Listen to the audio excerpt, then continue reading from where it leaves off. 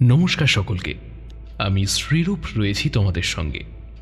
Scary টেলসের আরও একটা special গল্পে তোমাদের সকলকে স্বাগত জানাই। আজকের গল্পটা তোমরা কে কোথা থেকে শুনছো সেটা কিন্তু এক্ষুনি আমাকে কমেন্ট করে জানাও।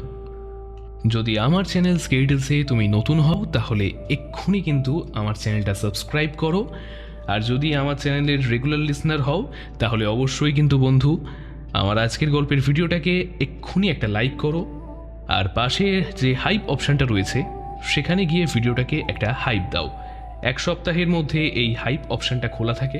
তোমরা যদি আমার গল্পের ভিডিওটাকে হাইপ করো তাহলে ইউটিউব থেকে এই ভিডিওটা আরও অনেক বেশি মানুষের কাছে রেকমেন্ডেড হবে।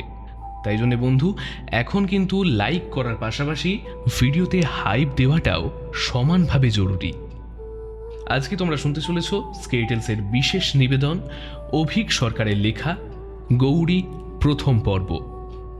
গল্পটা আসলে বেশ বড় হওয়ার কারণে গল্পটাকে দুটো পর্বে স্কেরি টেলসে তোমাদের জন্য আনতে হয়েছে।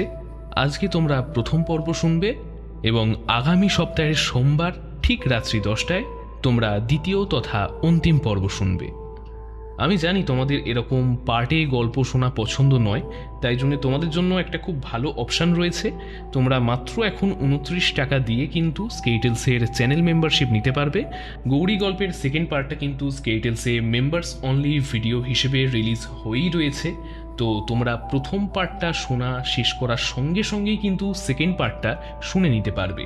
এইরকম বড় স্পেশাল প্রজেক্ট বানাতে গেলে অনেকটাই তো প্রোডাকশন কস্ট হয়, সেখানে সবসময় কিন্তু ইউটিউব রেভিনিউ থেকে এই প্রোডাকশন কস্টটা রিকভার হয় না। তো তোমাদের এই মেম্বারশিপের সামান্য যে অ্যামাউন্ট সেটা কোথাও গিয়ে আমাদের স্কেরি টেলসের পক্ষে এইরকম বড় প্রজেক্ট ডিজাইন করার ক্ষেত্রে ভীষণভাবে সাহায্য করে। তো তোমাদের কাছে আমার রিকোয়েস্ট, তোমরা প্লিজ এই সাবস্ক্রিপশানটা নিয়ে রাখো। সাবস্ক্রিপশান নিলে তোমরা যেমন যাবতীয় স্কেরি টেলসের নতুন গল্পের আর্লি অ্যাক্সেস পাবে, তার সাথে কিন্তু অনেক মেম্বার্স অনলি এক্সক্লুসিভ কন্টেন্টও তোমরা পাবে। ইন্ট্রোটাকে আজকের আর বেশি বড় করছি না, শুরু করছি স্কেরি টেলসের বিশেষ নিবেদন, অভিক সরকারের লেখা গৌরী প্রথম পর্ব। কে যেন জ্যোৎস্নার চাদর বিছিয়ে রেখেছিল ঘুমিয়ে থাকা গ্রামটির ওপর। একটু দূরে নগাধিরাজ হিমালয়ের সর্বোচ্চ শৃঙ্গ সাগরমাতা, তার পাশে লোৎসে, ওদিকে মাকালু। উদ্ধত গম্ভীর পাহাড়চূড়াদের গা বেয়ে নেমে আসছিল রূপরঙা আলোর স্রোত। শরতের কালচে নীল আকাশের আঁচল জুড়ে ফুটে উঠেছে তারাদের সলমাজুরি। বাতাসে হেমন্তের উদাসী শৈত্য। নেপালের এই দিকটা কাঠমান্ডু থেকে অনেক দূরে, আরও উত্তরে হিমালয়ের কোল ঘেঁষে। শীতে সেখানে তাপমাত্রা শূন্যের নিচে নেমে যায়। চারিদিকে পাহাড়, আর পাহাড়ের কোলে শুয়ে থাকা উপত্যকা জুড়ে পাইন, ফার, পপলার আর রডোডেনড্রনের বন। মাতাল হাওয়ার শিশুরা লুটোপুটি খায় তাদের শরীর জুড়ে। এসব অঞ্চলে রাত 8টা মানে মাঝরাত। লোকে অনেক ভোরে থাকতে ওঠে আর সন্ধে হওয়ার মুখে রাতের খাওয়ার খেয়ে শুয়ে পড়ে, অবশ্য যদি খাবার জোটে তবেই। পুরো গ্রামটার গায়ে দারিদ্র্য আর মালিন্যের ছাপ। গ্রামের একদম শেষে একটা একতলা বাড়ি। বাড়িটা কাঠের তৈরি। এদিককার সব বাড়িই তাই। গ্রামের বুক চিরে যে রাস্তাটা এভারেস্ট বেস ক্যাম্পের দিকে চলে গেছে, তার রাস্তার পাশেই এই ছোট্ট বাড়িটা। সামনে দাঁড়ালে চোখে পড়ে বাড়ির পেছনে পাহাড়ের খাদ, আর তার ওপারে সাগরমাতার সগর্ব সুগম্ভীর উপস্থিতি। বাড়িটার আধখোলা জানালা থেকে অল্প আলো বেরিয়ে এসে কুয়াশায় মায়াবিভ্রম সৃষ্টি করেছে। বোঝা যাচ্ছে যে এদের রাতের খাওয়ার পালা এখনো শেষ হয়নি। খুব নিচু গলায় কথাবার্তা চলছে। কে যেন একবার খিলখিল করে হেসে উঠল। খুব মজার কথা হচ্ছে নিশ্চয়ই। একটু পরে একটি বাচ্চা মেয়ে বেরিয়ে এলো। দেখে মনে হয় বয়স 7-8 বছরের বেশি নয়। মেয়েটির হাতের থালায় এঁটো কাঁটার স্তূপ। দরজার কাছে একটা কুকুর শুয়েছিল, বোধহয় এরই প্রতীক্ষায়। মেয়েটিকে দেখে উঠে দাঁড়ালো কুকুরটা। একবার আড়মোড়া ভাঙল, তারপর লেজ নাড়তে নাড়তে এগিয়ে এলো মেয়েটির দিকে। মেয়েটি থালাটা ওর মুখের সামনে ধরে দিয়ে সোজা হয়ে দাঁড়ালো। চারিদিকে সব শুনশান, একটা বাড়িতেও আলো জ্বলছে না, ওদের বাড়িটা ছাড়া। একটা বোবা নিস্তব্ধতা ঘিরে আছে গোটা গ্রাম জুড়ে। শুধু পাহাড়ি হিমেল হাওয়ার স্রোত পাক খেয়ে যাচ্ছে পাহাড়ের বুক জুড়ে। রাত হয়ে গেল, বাবা এখনো বাড়ি ফিরলো না। অথচ এত দেরি তো বাবা করে না। এবার বাবার সঙ্গে যে লোকগুলো ইন্ডিয়া থেকে এসেছে, ওরাই যত নষ্টের গোড়া। লোক দুটো লেম্বু কাকার বাড়িতে উঠেছে, সারাদিন কি করে কে জানে। বাবা সন্ধে হলেই ওখানে চলে যায়, আর মাঝরাত পেরিয়ে টলতে টলতে আসে। আমার একদম ভালো লাগে না, একদমই না। বছরেই 1-2বারই তো বাবা আসে, সারাদিন থাকতে পারেন আমাদের সঙ্গে। একটু পরেই একটা ছোট ট্রাক চলে যায় কাঠমান্ডু থেকে পাহাড়ের দিকে। নিশ্চয়ই কোনো পর্বতারোহীদের নিয়ে বেস ক্যাম্পে যাচ্ছে। এইসব ট্রাক হামেশাই যায় এই রাস্তা ধরে। গাড়িটার হেডলাইটের আলোয় চোখ ধাঁধিয়ে যায় মেয়েটির। ট্রাকটা চলে যাওয়ার পর মেয়েটি দেখল ওর ঠিক উল্টো দিকে রাস্তার ওপারে দুজন দাঁড়িয়ে। গায়ে লামাদের মতো পোশাক, কিন্তু নাক মুখ সব ঢাকা, শুধু চোখের জায়গাটা খোলা। আর মেয়েটির মনে হয় লোক দুটো যেন ওর দিকেই চেয়ে আছে। ভয় লাগে মেয়েটির। তাড়াতাড়ি দরজা বন্ধ করে সে। মাকে কি কথাটা বলবো? না থাক, আমার একটা ভাই হতে চলেছে। মার এখন তো ভয় পাওয়া বারণ। বাঙালি দাদু বলে গেছেন, বাঙালি দাদু আবার কবে আসবে?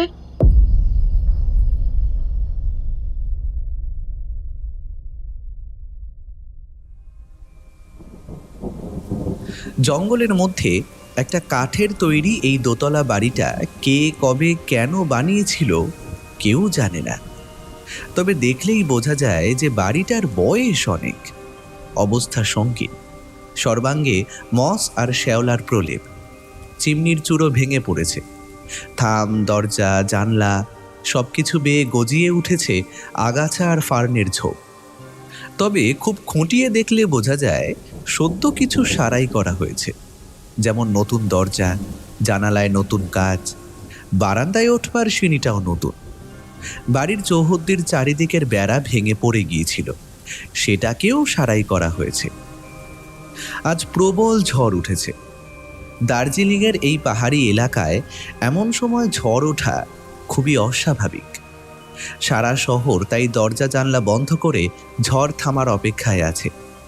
পাগল হাওয়ায় খেপে উঠেছে এই জঙ্গলের আদি মহাদ্রুমের দল। বাড়িটায় ঢুকেই একটা মস্ত বড় হলঘর। এককালে নিশ্চয়ই সেখানে বল নাচের আসর বসত। কোনায় একটা অকেজো ভাঙা পিয়ানো তার সাক্ষ্য দিচ্ছে। মাথায় একটা ঝাড়বাতি ঝোলানোর আংটা। ঝাড়বাতি কে কবে খুলে নিয়ে গেছে তা কে জানে। ঘরের চারিদিকে প্রাচীন কিছু আসবাবপত্র, ঘুণ ধরে সবই জীর্ণ ভগ্নপ্রায় আর ঝুলের চাদরে ঢাকা। ঘরের কোনায় কোনায় কয়েকটা বাদুর ঝুলে আছে, যেন প্রতীক্ষায় আছে এই উথাল পাতাল প্রলয় শেষ হওয়ার। তারপরেই তারা ডানা মেলে উড়ে যাবে খাদ্যের সন্ধানে। হলঘরের মাঝখানটা সমস্ত আসবাবপত্র সরিয়ে ফাঁকা করা হয়েছে। মেঝের ওপর তেল আর সিঁদুর দিয়ে একটা বড় পঞ্চমুখী তারা আঁকা।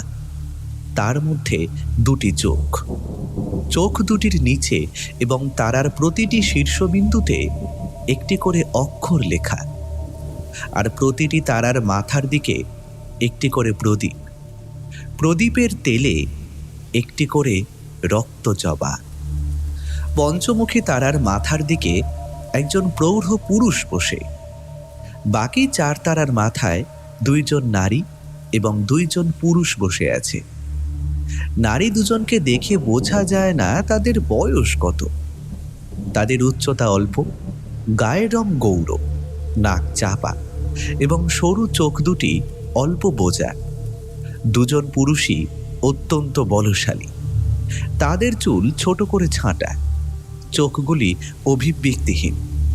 এই চারজনের পরনেই স্থানীয় পোশাক। প্রৌঢ় মানুষটির পরনে গেরুয়া, বোঝা যায় ইনিই এদের প্রধান। পাঁচজনই বসে আছেন বজ্রাসনে। প্রত্যেকের কোলের কাছে মেঝেতে একটি করে করটি রাখা, আর তার পাশে একটি হাড়ের টুকরো। প্রত্যেকের হাত একটি বিশেষ মুদ্রায় বদ্ধ। একটু পর প্রৌঢ় মানুষটি গম্ভীর গলায় বলে উঠলেন,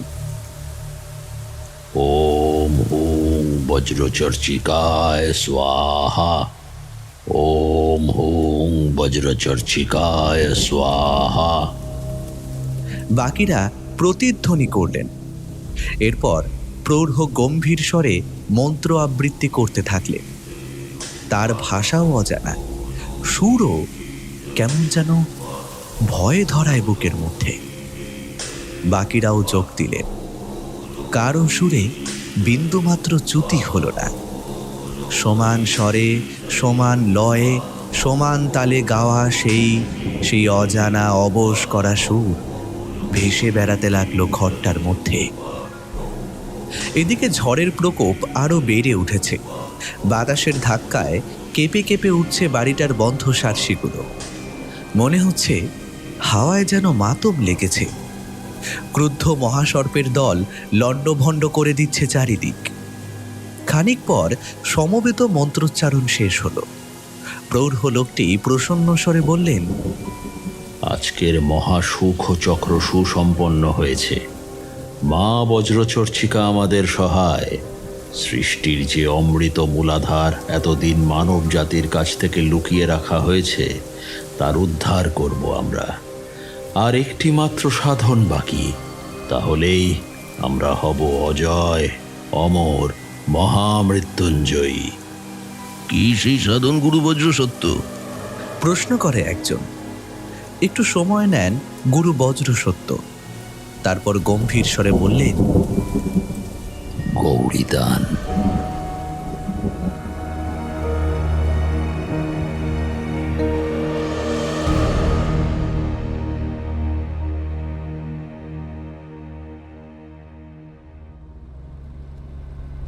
অর্জুন ড্রাইভ করছিল মুম্বাই থেকে পুনে।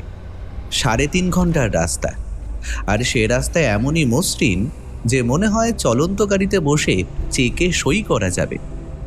তাছাড়া পশ্চিমঘাট পর্বতমালার বুক চিরে তৈরি হওয়া এই রাস্তার নৈসর্গিক সৌন্দর্যও তুলনাহীন। বিশেষ করে রাস্তাটা যখন লোনাভলা খান্ডালা অঞ্চল পার করে, সেই দৃশ্যের তুলনা নেই। এই যেমন এখন কয়েকদিন আগেই বর্ষা শেষ হয়েছে, শরৎ আসবে আসবে করছে। এই সময় পাহাড়ের গা বেয়ে নেমে আসে ছোট্ট ছোট্ট ঝর্ণার দল, যেন একদল চঞ্চল বালিকা নেমে আসছে নুপুর পায়ে। আর কালচে সবুজ পাহাড়ের বুক চিরে মাথা দোলা দেয় নাম না জানা কত না রঙিন ফুলের দল। পিছনে উপত্যকার বুক জুড়ে ভেসে বেড়াচ্ছে কাশফুলের মতো সাদা মেঘের স্তূপ। সেই অপার্থিব সৌন্দর্য দেখলে মোহিত হয় না এমন মানুষ কমই আছে। দিনের বেলা এই রাস্তা দিয়ে এলে দেখা যায় পথের ধারে কত মানুষ দাঁড়িয়ে এই অমল সৌন্দর্যের স্বাদ নিচ্ছে। বেশিরভাগই ক্যামেরা নিয়ে আসে। প্রেমিক প্রেমিকা আসেন প্রৌঢ় দম্পতি। শিশুদের সঙ্গে নিয়ে আসেন নবীন কপোত কপতিরা।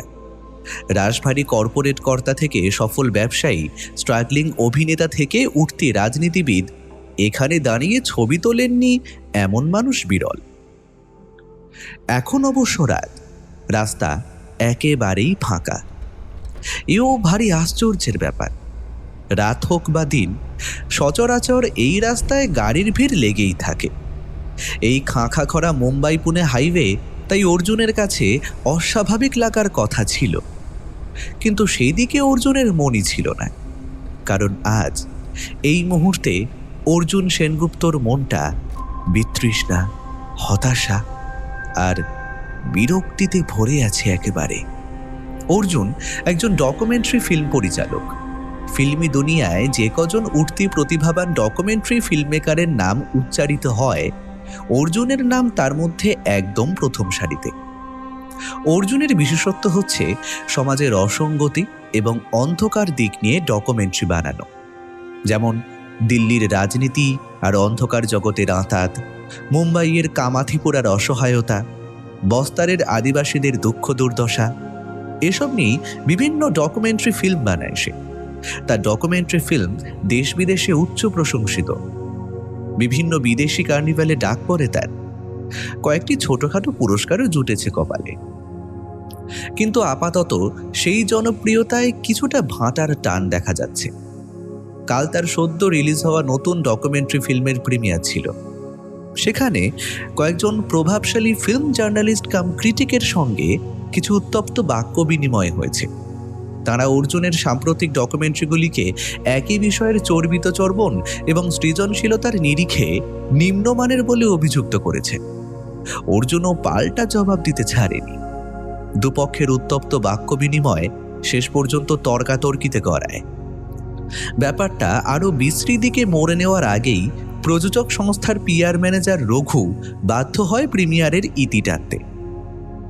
অর্জুন বুঝতে পারছিল কাজটা ঠিক হয়নি। এমনিতেই তার লাস্ট দুটো ফিল্ম মিশ্র প্রতিক্রিয়া পেয়েছে। কাল যা হলো তাতেই সমালোচকরা রিভিউতে তাকে তুলো ধুনে দেবে। তাতে তার কেরিয়ারের কি অবস্থা দাঁড়াবে সেটা চিন্তার বিষয়।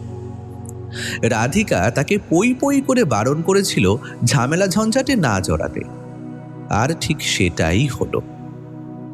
রাধিকা হচ্ছে অর্জুনের স্ত্রী। তাদের দাম্পত্যের বয়স প্রায় 10।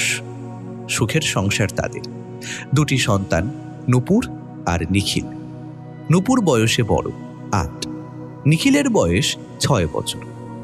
অর্জুনের সঙ্গে রাধিকা চাওলার আলাপ গোয়াতে শুটিং করতে গিয়ে। সেই আলাপ পরে গাঢ় হয়ে প্রণয়ের রূপ নেয়। মুম্বাই ইউনিভার্সিটির দর্শনের অধ্যাপিকা রাধিকা অর্জুনকে বিয়ে করতে দুবার ভাবেনি। চাকরিটা অবশ্য ছেড়ে দিয়েছে রাধিকা। এখন সে পুরোদস্তুর গৃহিণী। সময় সুযোগ পেলে সে গেস্ট লেকচারার হিসেবে মাঝে মধ্যে বিভিন্ন কলেজে পড়াতে যায়। অর্জুন ড্রাইভ করতে করতে ভাবছিল কি করবে সে। যে প্রোডাকশন হাউসের হয়ে সে ডকুমেন্টারি বানায় তার মালিক সোফিয়া থাডানি। কালকের ঝামেলার খবরটা শুনে সোফিয়া তৎক্ষণাৎ তাকে ফোন করেছিল। এখনো অবধি সে অর্জুনের পক্ষেই আছে, কিন্তু এইভাবে চললে কতদিন থাকবে তা বলা মুশকিল। হাজার হোক, এটা সোফিয়ার ব্যবসা, চ্যারিটি নয়। এখন অর্জুন যাচ্ছে সোফিয়ার ফার্ম হাউসে। ফার্ম হাউসটা পুনের একটু বাইরের দিকে, প্রায় 22 একর জমির ওপর ছড়ানো বাগান বাড়ি। প্রতি ডকুমেন্টারি বা সিনেমা রিলিজ হওয়ার পর সোফিয়া এখানে ক্রু মেম্বারদের জন্য পার্টির আয়োজন করে। রাতভর হইচই আর হুল্লোড়ে সময়টা বেশ কাটে। তবে আজ অর্জুন সেই পার্টি কতটা এনজয় করতে পারবে সেই নিয়ে সন্দেহ আছে। লোনাভলা পৌঁছানোর আগে অল্প ঝিরিঝিরি বৃষ্টি শুরু হলো।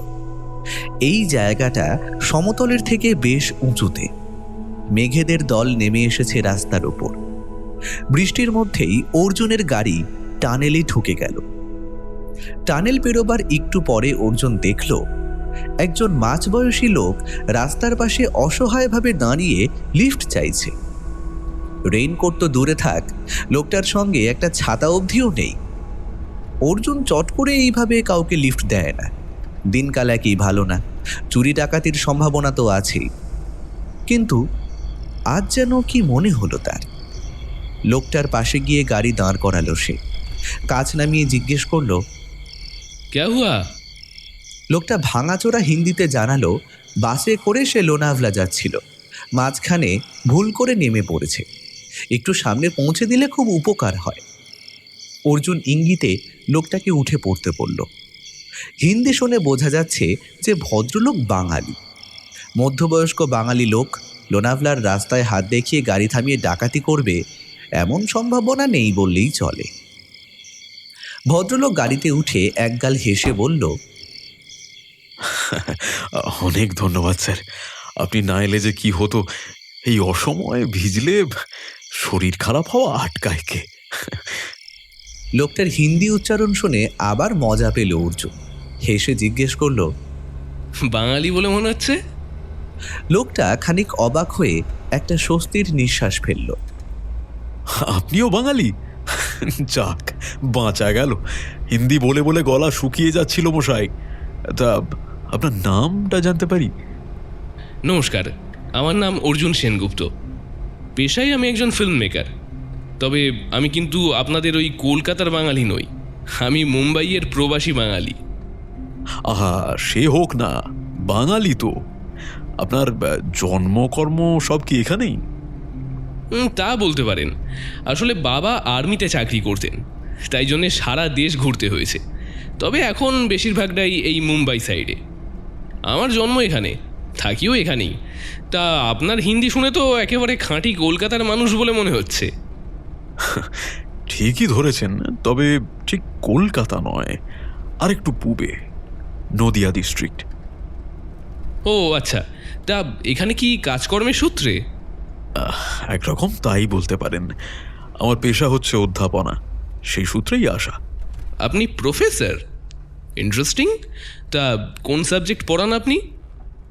আমার সাবজেক্ট হচ্ছে ইন্ডোলজি, আরও বিশেষ করে বলতে গেলে বৌদ্ধ ধর্মের ইতিহাস ও দর্শন। বা, তা কোন ইউনিভার্সিটি? বহুদিন নেপাল রাজ কলেজে পড়িয়েছি। আপাতত শরীরে আর দিচ্ছে না বলে চাকরি ছেড়ে দেশে ফিরেছি। ভাবছি কয়েকদিন বিশ্রাম নিয়ে আবার কোনো কাজে না হয় জয়েন করব। আমি এখানেই নামবো অর্জুনবাবু। যাই হোক, অনেক অনেক ধন্যবাদ। ঈশ্বর আপনার মঙ্গল করুন। ভদ্রলোক গাড়ি থেকে নামার আগে একটা অদ্ভুত কাজ করলেন। হ্যান্ডশেক করার পর কিছুক্ষণ অর্জুনের হাত ধরেই রইলেন। তারপর একটা অদ্ভুত কথা বললেন। যারা ঘুমিয়ে আছে তাদের জাগাবেন না সাহেব।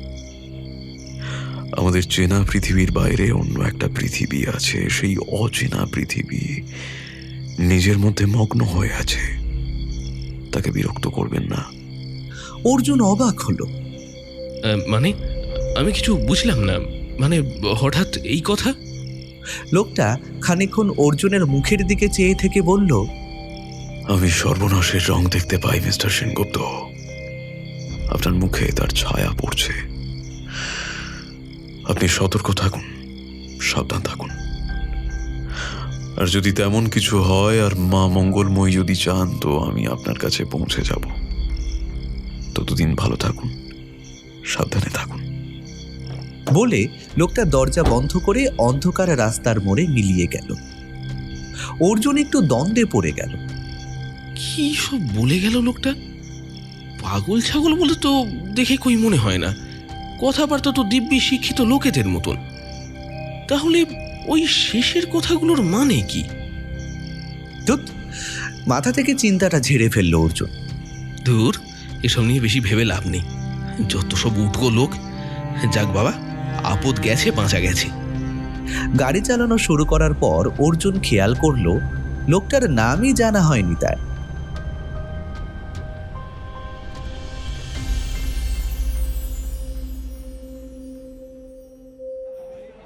পার্টিতে এসে লোকজনের সঙ্গে হাসি ঠাট্টা আড্ডার মধ্যে অর্জুনের মন খারাপটা একটু একটু করে কেটে যেতে লাগলো। সোফিয়া তো ওকে ডেকে নিয়ে আলাদা করে বলেই দিল, ওই মাথা মোটা রিভিউয়ারগুলো কি বলল সে নিয়ে মাথা ঘামিও না সেনগুপ্ত। ওদের কিনতে আমার ট্যাকের থেকে অল্প কিছুই খসবে। তুমি বরং তোমার পরের প্রজেক্ট নিয়ে কাজ শুরু করে দাও। সোফিয়া থাডানি এক কথার মানুষ। 3 রাউন্ড ড্রিঙ্কসের পর সবাইকে আগের প্রজেক্টের পারিশ্রমিকের চেক হ্যান্ডওভার করলো। তারপর ফের অর্জুনকে আড়ালে টেনে নিয়ে গিয়ে বলল, এবার নতুন কিছু করা যাক অর্জুন। যেমন? ভোটকার গ্লাসে সতর্ক চুমুক মারতে মারতে জিজ্ঞেস করল অর্জুন। লং আইল্যান্ড টির গ্লাসটা হাতে অনেকক্ষণ চুপ করে রইল সোফিয়া। ভ্রু কুঁচকে কি যেন ভাবছে সে। তারপরে বলল, সাউথ ইস্ট এশিয়ায় যে পেগান বা প্রাকৃত ধর্ম সম্পর্কিত রিচুয়ালস আছে সেই নিয়ে একটা কাজ করো। আজকাল লোকজন অকাল্ট, তন্ত্র, এসব বিয়ার্ড, ক্রিপি, ইরি বিষয় নিয়ে খুব ইন্টারেস্ট নিচ্ছে। আশা করি এই প্রজেক্টটা লোকে খাবে। অর্জুন কথাটা ভাবতে থাকে। আজকাল এইসব নিয়ে চর্চার একটা ঝোঁক বেড়েছে বটে, করলে মন্দ হয় না। তা কবে চাই কাজটা তোমার? আমি চাইছি ইমিডিয়েটলি শুরু করতে। কিন্তু সোফিয়া, পরের সপ্তাহে তো আমাদের গোয়া যাওয়ার প্ল্যান আছে ছুটি কাটানোর জন্য। প্ল্যান চেঞ্জ করো অর্জুন। তুমিও জানো যে তোমার লাস্ট কয়েকটা ডকুমেন্টারি তেমন সাফল্য পায়নি। এই চান্সটা মিস করা তোমার উচিত হবে না। অর্জুন বুঝতে পারে সোফিয়া তাকে একটা শেষ সুযোগ দিচ্ছে, হয়তো তার কেরিয়ারের শেষ সুযোগ। একজন ডুবন্ত উদ্বিগ্ন মানুষের আর কি লাগে। Okay captain, your wish is my command. বলে ছদ্মবিনয়ের ভঙ্গিতে বাও করে সে। সোফিয়া হেসে গড়িয়ে পড়ল, তারপর বলল, কত নাটকই যে জানো বস। High knew it Arjun. তোমার সিনসিয়ারিটি নিয়ে আমার মনে কোনোদিনও কোনো সন্দেহ ছিল না। কাল থেকেই কাজ শুরু করে দাও। বলতে বলতেই অর্জুনের হাতে অগ্রিম হিসেবে একটা চেক আর একটা ফাইল গুঁজে দেয় সোফিয়া। এখানে তোমার প্রয়োজন হবে এমন সব ডেটা দেওয়া আছে। তুমি তো জানো আমার একটা রিসার্চ টিম আছে। আমি এই বিষয় নিয়ে অনেক দিন ধরেই খোঁজ খবর করছি। এমনি এমনি এই প্রজেক্টটা তোমার ঘাড়ে চাপায়নি Arjun. I am damn serious about it. Arjun মাথা নিচু করে ফাইলগুলো ঘাঁটছিল। প্রতি পাতাতেই নোটস আর ডায়াগ্রাম। রিসার্চ যে বা যিনি করেছেন তার পরিশ্রমের ছোঁয়া পাওয়া যায় প্রতি পাতায়। ফাইলটা বন্ধ করে অর্জুন। এক্সেলেন্ট সোফিয়া, অর্ধেক কাজ তো তুমি দেখছি এগিয়েই রেখেছো। তা আমাদের এরপরে নেক্সট স্টেপ কি? সোফিয়া তার আইফোনটা বার করে বলে, একটা নাম্বার দিচ্ছি, সেভ করে রাখো। আসল কাজ দিন দুয়েক বাদ থেকেই শুরু হবে। যিনি এই রিসার্চটা করেছেন তিনি একজন অকাল্ট বিশেষজ্ঞ। আমার টিম খুঁজে বের করেছে একে। এই বিষয়ে ভদ্রলোকের প্রভূত পড়াশোনা আছে। আমরা কথা বলে রেখেছি, তুমিও কথা বলে নিও। Best of luck. অর্জুন নাম্বারটা সেভ করে মোবাইলটা পকেটে রাখল। এখন বেশ ভারমুক্ত লাগে তার। এবার দেখিয়ে দেবে অর্জুন সেনগুপ্ত কি জিনিস।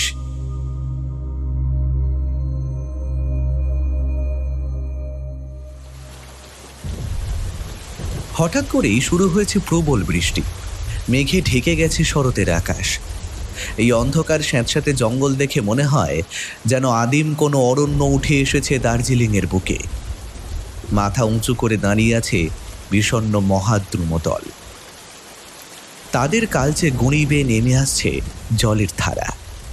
তাদের দেখে মনে হচ্ছে যেন কোনো এক প্রাগৈতিহাসিক মহাসমুদ্র থেকে উঠে আসা অতিকায় মহাসর্পের গা বেয়ে নেমে আসছে প্রাচীন লবণাক্ত স্রোত। এই অন্ধকার অরণ্যে প্রবল বর্ষায় ভিজতে থাকা বাড়িটাকে দেখে মনে হচ্ছিল যেন কোনো এক বৃদ্ধা বসে আছে মহা সর্বনাশের অভিশাপ মাথায় নিয়ে। তার শার্সির মধ্যে থেকে ক্ষীণ একটা আলো কাঁপতে কাঁপতে এসে পড়ছিল প্রবল বাড়িধারায় ধুয়ে যাওয়া বারান্দায়। ঘরের ভেতর থমথম করছে ভয়। থেকে থেকে বিপুল বজ্রপাতের শব্দ আর আলোর ঝলকানি ছিটকে পড়ছে ঘরের মধ্যে। তারপরেই ঘরের কোণে গুটিসুটি মেরে বসে থাকা আলোয় মেশানো অন্ধকার আবার ঝাঁপিয়ে পড়ছে ঘরের মধ্যে। হল ঘরের ঠিক মধ্যিখানে একটি সিংহাসনের মতো আসন। সেখানে বসে আছেন একজন মানুষ। তার সারা শরীর, এমনকি মুখও ঢাকা, শুধু চোখটুকু খোলা। তীক্ষ্ণ খরসী চোখ দেখলে ভয় করে, এমনই তার তীব্রতা। আর সিংহাসন ঘিরে আরও 5 জন লোক। তার সামনে একজন মেঝেতে হাত জোর করে বসে আছে। তার বসার ভঙ্গি দেখে বোঝা যাচ্ছে যে ভীত, মহাভয়ে ভীত, ত্রস্ত, আশঙ্কিত। একটু পরে সিংহাসনে বসে থাকা মানুষটি একটি পাথরের গ্লাস এগিয়ে দিল মেঝেতে বসে থাকা লোকটির দিকে। গম্ভীর স্বরে বলল, খেয়ে নে বীর বাহাদুর, মনে জোর পাবি। লোকটি কাঁপা কাঁপা হাতে গ্লাসটি নিয়ে বলল, মায়ের চরণামৃত এক চুমুকে শেষ কর বীর বাহাদুর, নইলে মা রুষ্ট হবেন। তুই তো জানিস মায়ের ক্রোধ বড় সাংঘাতিক, তার হাত থেকে কারও নিস্তার নেই। বীর বাহাদুর এক চুমুকে গ্লাসটা শেষ করে। তারপর মুখ বিকৃত করে চাপা আর্তনাদ করে। ঠাকুর, গলা মুখ চলে যায় যে একেবারে।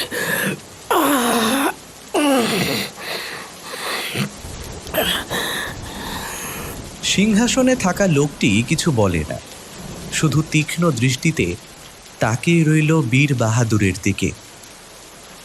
এই আরক বড় শক্তিশালী, বহু প্রাচীন পদ্ধতিতে তৈরি। এর তেজ সহ্য করার মানুষ এক নিজেকে ছাড়া আর দ্বিতীয়টি দেখেননি তিনি। বীর বাহাদুর কিছুক্ষণ টলতে থাকে, তারপর স্থির হয়ে চোখ মেলে তাকায় সে।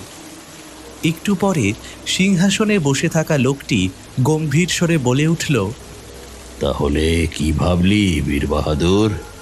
ওরে আমার একমাত্র মেয়ে ঠাকুর, ওকে কি করে? ভুরু কুঁচকে যায় ঠাকুরের। এখনো মনের জোর রয়ে গেছে লোকটার, সম্পূর্ণভাবে আরকের বশীভূত হয়নি। তুই বুঝছিস না কেন বীর বাহাদুর? তোর বউয়ের পেটে যে ছেলে আছে সে তোর নাম উজ্জ্বল করবে, তোর পরিবারকে এক ডাকে চিনবে লোকে।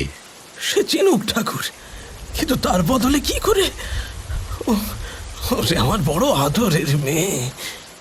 মেয়েরা জন্ম কেন নেয় বীর বাহাদুর? পরের বাড়ি যাবে বলেই তো।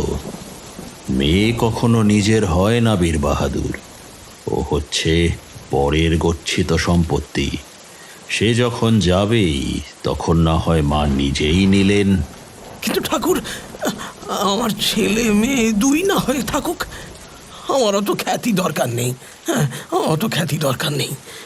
তা হয় না রে বীর বাহাদুর, তা হয় না। একটা ক্রূর হাসি খেলে যায় লোকটার মুখে। মা স্বয়ং তোর মেয়েকে চেয়েছেন, আমার লোক গিয়ে দেখে এসেছে তাকে।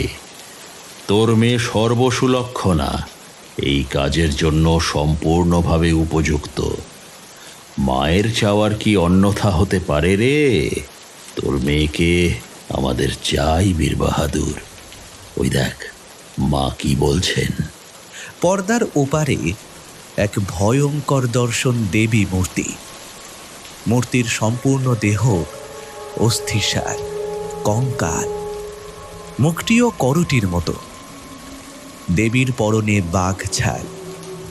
তিনি 6টি হাত নিয়ে একটি শবদেহের ওপর নৃত্যরতা। ডান দিকের 3 হাতে বজ্র, খড়গ আর চক্র। বাম দিকের 3টি হাতে নরকরটি, রত্ন এবং পদ্ম। অন্ধকার চোখ দুখানি যেমন ভীতিকর তেমনি ক্রূর। ভয়ের চেয়েও ভয়ঙ্কর এই মূর্তি দেখে ঠকঠক করে কাঁপতে থাকলো বীর বাহাদুর। এতক্ষণে আরকের সম্পূর্ণ প্রভাব ছেয়ে ফেলেছে তার মস্তিষ্ক। মাথাটা শূন্য হয়ে যায়, অঙ্গ প্রত্যঙ্গ যেন অবশ হয়ে আসে তার। ঠাকুর সিংহাসন থেকে উঠে দাঁড়ালেন, তারপর ধীরে সুস্থে বীর বাহাদুরের সামনে মেঝেতে বসলেন। শীতল কণ্ঠে বললেন, মা বজ্রচর্চিকা তোর মেয়েকে চেয়েছেন রে বীর বাহাদুর।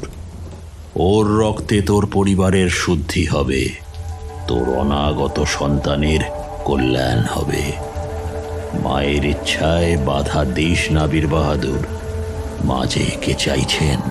বীর বাহাদুর আছড়ে পড়ে যায় ঠাকুরের পায়ে, গোঙাতে থাকে। তারপর পা দুটো স্থির হয়ে যায়। বাকিরা এতক্ষণ স্থির হয়ে পুরো নাটকটা দেখছিল। এবার বীর বাহাদুরকে তুলে নিয়ে গেল তারা।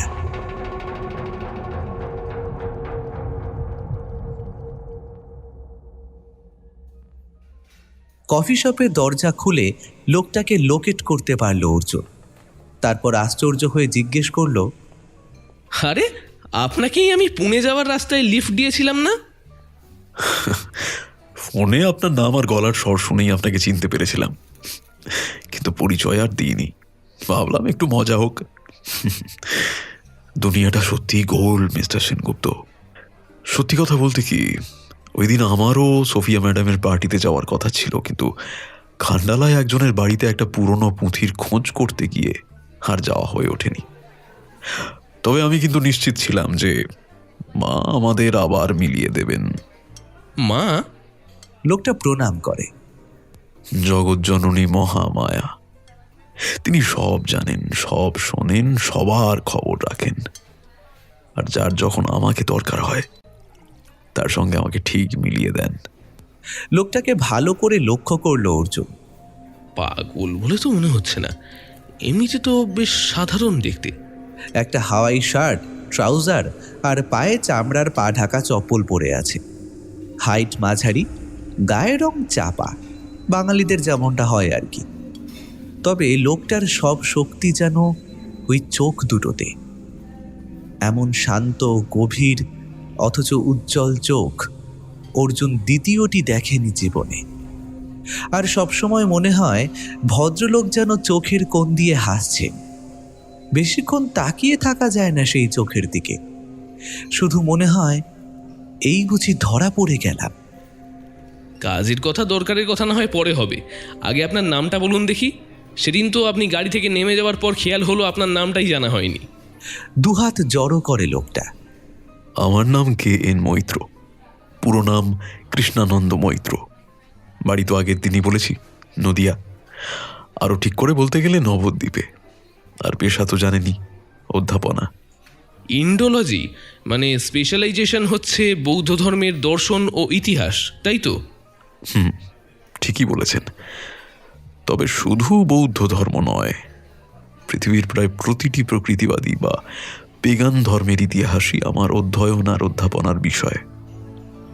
তবে হ্যাঁ, বৌদ্ধ ধর্ম, বিশেষ করে বজ্রযানী বৌদ্ধ ধর্ম আর দর্শন আমার বিশেষ আগ্রহের বিষয়। সোফিয়ার সঙ্গে আপনার এক প্রস্থ আলোচনা হয়ে গেছে বলে শুনেছি। এবার এটা নিয়ে এরপরে আর কিভাবে এগোনো যায় সে বিষয়ে আপনার পরামর্শ চাই। আপনি কিভাবে কাজ শুরু করতে চাইছেন বলুন? অর্জুন আর দেরি করল না। পরের আধ ঘন্টা ধরে অর্জুন বিশদে তার পরিকল্পনা খুলে পড়ল। মৈত্রমশাই সবটা মন দিয়ে শুনলেন। তারপর বললেন, ভারতের বিভিন্ন প্রান্তেই তন্ত্র বা অকাল্ট বিষয়ে এত সব আকর্ষণীয় বিষয় ছড়িয়ে আছে যে একটা ডকুমেন্টারিতে শেষ করতে পারবেন না। যেমন ধরুন শৈব আগম, শক্তিতন্ত্র উপাসকদের মধ্যেই প্রচুর ভাগ আছে। বামাচার আছে, আবিরাচারী আছে। দেখুন, লোকে অত ফিলোসফি বুঝবে না, তারা তন্ত্রমন্ত্র এসবের ওই অলৌকিক দিকটা নিয়েই বেশি ইন্টারেস্টেড। আর আমিও চাইছি সেই দিকটা নিয়েই কাজ করতে। অর্থাৎ মানে এই কিছু ডেঞ্জারাস স্পাইন চিলিং তান্ত্রিক রিচুয়ালস যদি ক্যামেরাতে ডকুমেন্ট করতে পারা যায়। সেটা ঠিক হবে না সাহেব। তান্ত্রিক সাধনা পদ্ধতি অতি গূঢ়, অতি গোপন। শাস্ত্রে বলে এই সাধনা মাতৃজারবৎ, মানে মায়ের উপপতির পরিচয়ের মতো গোপন রাখতে হয়। তাকে ক্যামেরা বন্দি করে সাধারণে প্রকাশ করাটা অত্যন্ত অনুচিত কাজ হবে। বুঝলাম না, এতে এত গোপনীয়তার কি আছে? তন্ত্র আর 5টা সাধারণ পূজা বা উপাসনার মতো নয় সাহেব। এক আশ্চর্য গোপন শাস্ত্র প্রকৃতি নিজের হাতে একে সৃষ্টি করেছেন। তাই এই শাস্ত্র আধিদৈবিক, আধিভৌতিক, পারমার্থিক এবং পারত্রিক, লৌকিক এবং অলৌকিক জগতের মধ্যে অতি সূক্ষ্ম পর্দা হলো এই তন্ত্র। সেই পর্দা উঠিয়ে অন্য জগতে প্রবেশের ক্ষমতা খুব কম লোকেরই থাকে সাহেব। তার জন্য স্বয়ং মহামায়ার কৃপা লাগে। তিনি নিজে এই সংসারকে মায়ায় আচ্ছন্ন করে রেখেছেন। সেই মায়ার বাঁধন কাটিয়ে জ্ঞান চক্ষু উন্মুক্ত করতে হয়। সে বড় কম ক্ষমতা নয়। সেই পৃথিবী অনধিকারীদের জন্য সেটা নয়। যারা শুয়ে আছে তাদের শুয়ে থাকতে দিন সাহেব। সেই পৃথিবীকে বিরক্ত করবেন না। দেখুন, আপনাকে আমি পরিষ্কারভাবেই বলছি, আমি কিন্তু কুসংস্কারে খুব একটা বিশ্বাস রাখি না। সোফিয়া আমাকে যে কাজের দায়িত্ব দিয়েছে সেটা আমাকে কিন্তু শেষ করতেই হবে। এখন বলুন, আপনি আমাকে হেল্প করবেন কি না? সোফিয়া ম্যাডাম আমাকে তথ্য সংক্রান্ত ব্যাপারে সাহায্য করতে বলেছেন। তার জন্য আগাম টাকাও দিয়েছেন। শাস্ত্রে বলে অন্যের ঋণ মস্ত বড় ঋণ। তাই আমাকে সাহায্য তো করতেই হবে। তবে একটাই অনুরোধ, আমাকে না জানিয়ে উল্টোপাল্টা কিছু ডকুমেন্ট করতে যাবেন না প্লিজ। তাহলে আমরা কোথা থেকে শুরু করছি? মৈত্রমশাই চোখ বন্ধ করে কিছুক্ষণ ভাবলেন, তারপর বললেন, বঙ্গদেশ মানে অবিভক্ত বাংলা, কামরূপ, শ্রীহট্ট এসব হচ্ছে তন্ত্রের আদি ভূমি। বিশেষ করে উত্তরবঙ্গ, কামরূপ, নেপাল, তিব্বত এইসব অঞ্চল। শাস্ত্রে বলে, গৌড়ে প্রকাশিতা বিদ্যা মৈথিলই প্রবলীকৃত কচ্চিৎ কচ্ছিন মহারাষ্ট্রে গুর্জারে প্রলয়ঙ্গতা। আপাতত বঙ্গভূমি দিয়েই শুরু করা যাক। আমি বেশ কিছু তন্ত্র সাধনার জায়গা, আখড়া এসব চিনি। বেশ কিছু প্রকৃত তান্ত্রিক সাধকদের সঙ্গেও আমার আলাপ পরিচয় আছে। কবে যাবেন বলুন? আমি এই বিষয়ে একটু বাড়িতে আলোচনা করে আপনাকে জানাচ্ছি। সেদিনকার মতো মিটিং শেষ হলো।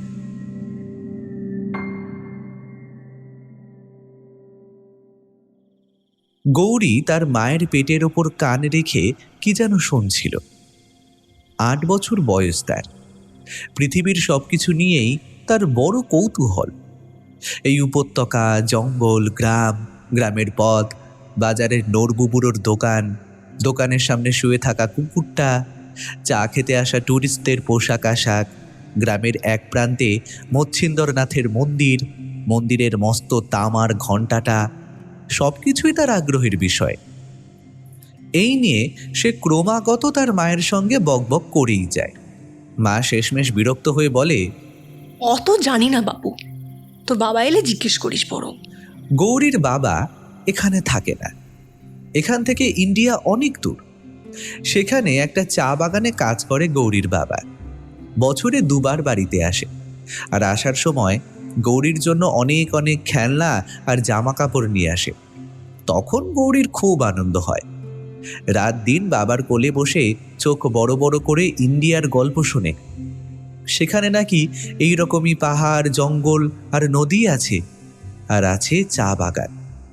কোমর সমান উঁচু চা গাছের সারি চলে গেছে মাইলের পর মাইল।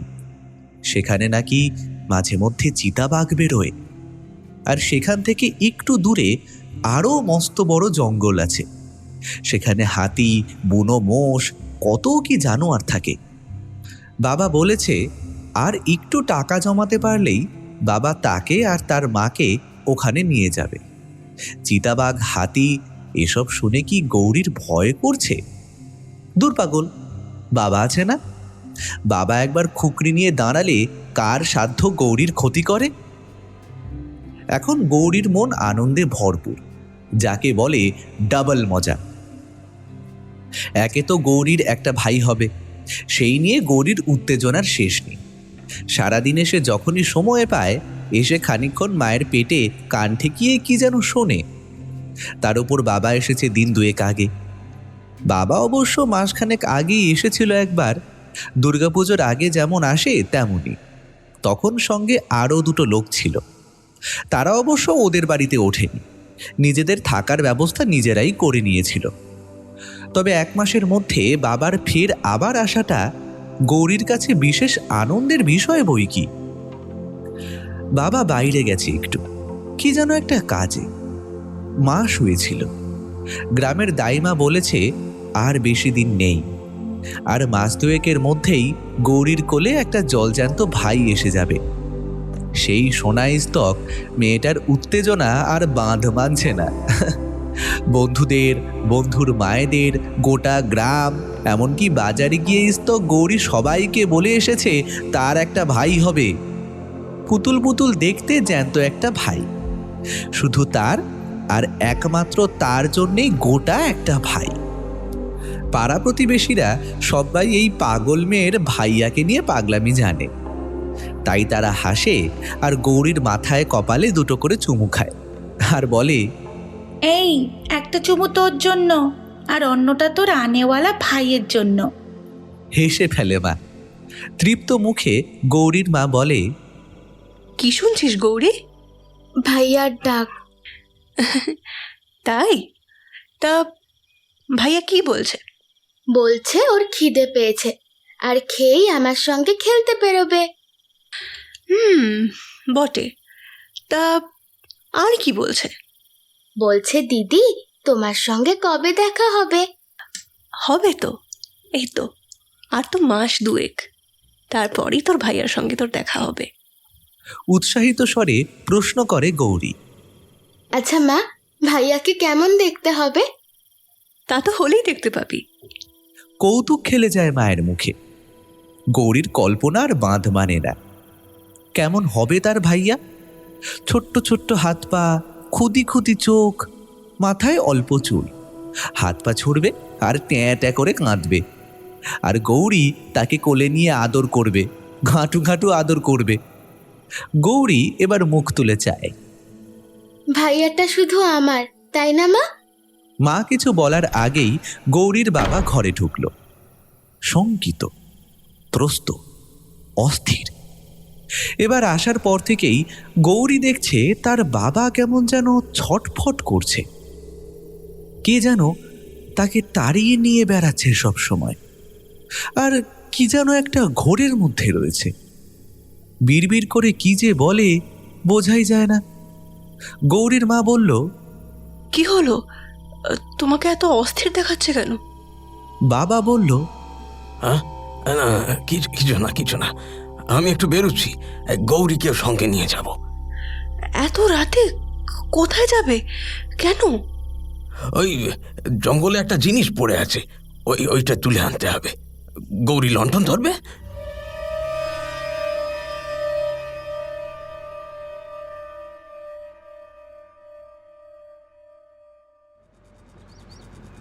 মানে তুমি এখন তোমার ডকুমেন্টারির কাজে ব্যস্ত হয়ে যাবে, আর আমি যে এতবার করে বললাম ঘুরতে যাব, ছেলে মেয়েগুলো অপেক্ষা করে আছে, আর এর কোনো দাম নেই। রাধিকা রাগে ফেটে পড়ল। অর্জুন মাথা নিচু করে বসেছিল। সত্যিই তো, পরিবারকে সময় দেবে বলে রাধিকা ওর অমন কেরিয়ার ছেড়ে চলে এলো। ছেলে মেয়েকে মানুষ করতে, সংসার সামলাতে উদয়স্ত খাটে সে। ওরও তো একটা শখ আহ্লাদ আছে নাকি? বছরের এই একটা সময় ওরা ঘুরতে যায়, দেশের মধ্যেই কোথাও। এক দুবার মালদ্বীপ আর মরিশাসও গিয়েছে। এবারে প্ল্যান ছিল সিমলা, কুলু মানালি যাওয়ার। রাধিকার আর দুই ছেলে মেয়েরই পাহাড় খুব প্রিয়। অর্জুন টাকা সরিয়েও রেখেছিল এই প্ল্যানের জন্য, মধ্যে এই আচমকাই ব্যাঘাত।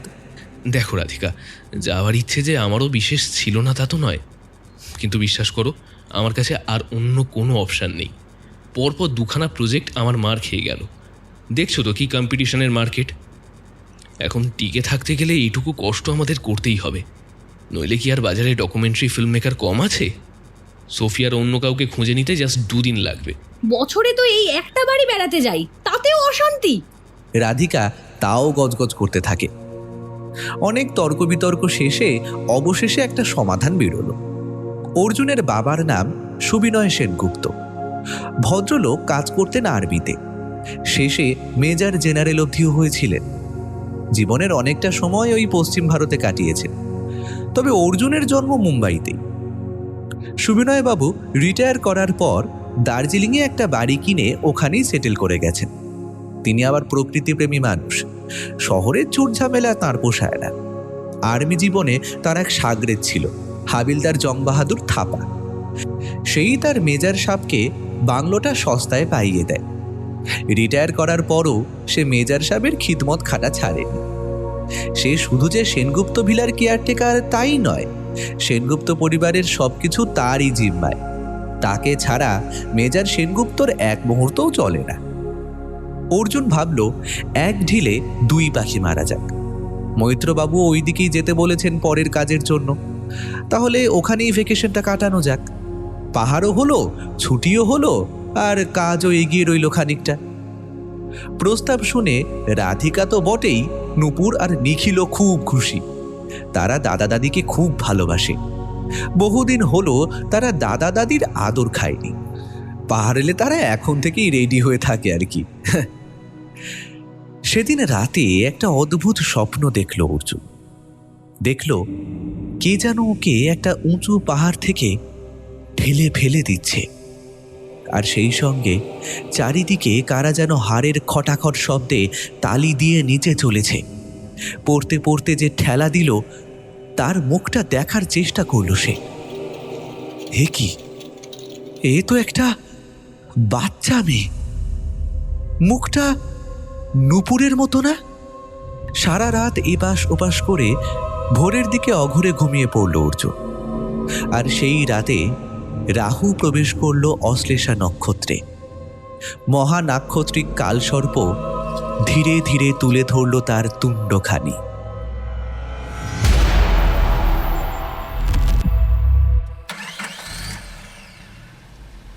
অন্ধকার রাস্তা ধরে গাড়িটা যাচ্ছিল দূর থেকে আরো দূরে।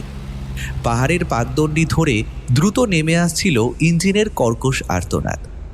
মনে হচ্ছিল যেন কোনো প্রাগৈতিহাসিক সরীসৃপের পিঠ বেয়ে নেমে আসছে বিষাক্ত দাঁতালো কোনো পোকা। গাড়ির হেডলাইটের আলো গিলে খাচ্ছে উপত্যকার হাঁ করা অন্ধকার।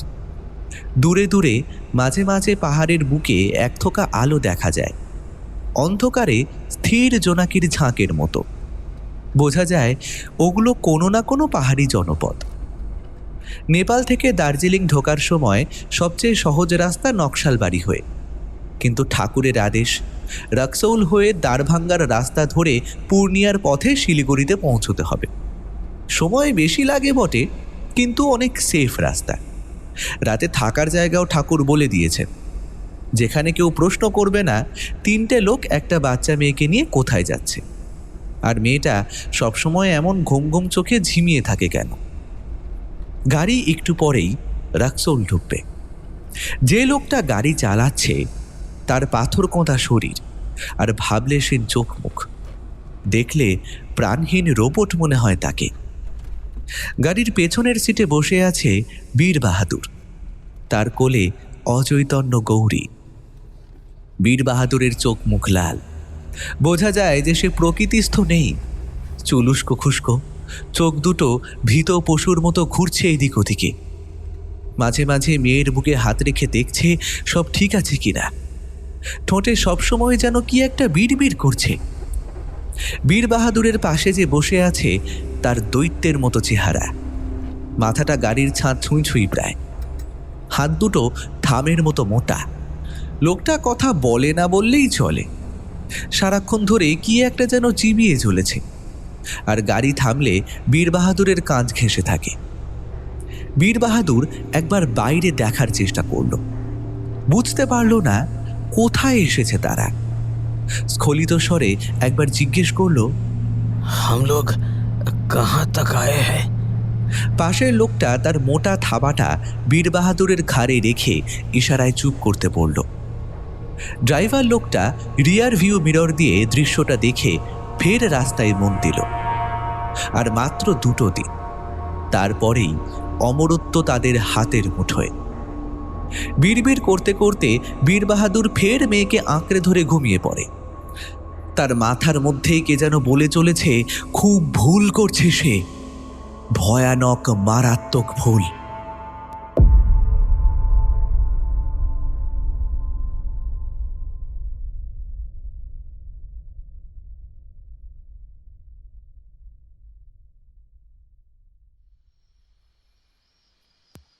পার্ক হোটেলের বিছানায় গা এলিয়ে রাধিকা বলল, কি আরাম। আমি বাবু এখান থেকে এখন নড়ছি না। কয়েকদিন থাকবো, নিখিল আর নূপুরকে কলকাতা দেখাবো, নিউ মার্কেটে চুটিয়ে শপিং করব, তারপর দার্জিলিং যাব। অর্জুন জামা ছাড়তে ছাড়তে বলে, জো হুকুম মেম সাহেব। গোটা পার্ক স্ট্রিট আর এসপ্ল্যানেড তো আপনার জন্য কাঁদছে। তবে দয়া করে একটু দেখবেন, হ্যাঁ, ব্যাংক ব্যালেন্সটা যেন একেবারে ধসে না যায়। রাধিকা হেসে ফেলল। কথাটা অর্জুন একদমই বাড়িয়ে বলেনি। কিছু কিছু শহরের সঙ্গে মানুষের আত্মিক টান থাকে, বোধহয় পূর্বজন্মের প্রারব্ধের টান। কলকাতার সঙ্গে রাধিকার টানটা বোধহয় সেরকমই। অথচ অর্জুনের সঙ্গে বিয়ে হওয়ার আগে রাধিকা কলকাতা কেন, পূর্ব ভারতের কোনো শহরেই আসেন। তার জন্ম, পড়াশোনা, বড় হয়ে ওঠা সবই এই দিল্লিতে। কাজের সূত্রে মুম্বাইতে এসে অর্জুনের সঙ্গে পরিচয়, প্রণয় আর পরিণয়, আর সেই সূত্রেই রাধিকার কলকাতায় আসা। কলকাতায় প্রথমবার এসে রাধিকা একটা ধাক্কা খেয়েছিল। মনে হয়েছিল এই শহর যেন কত চেনা তার।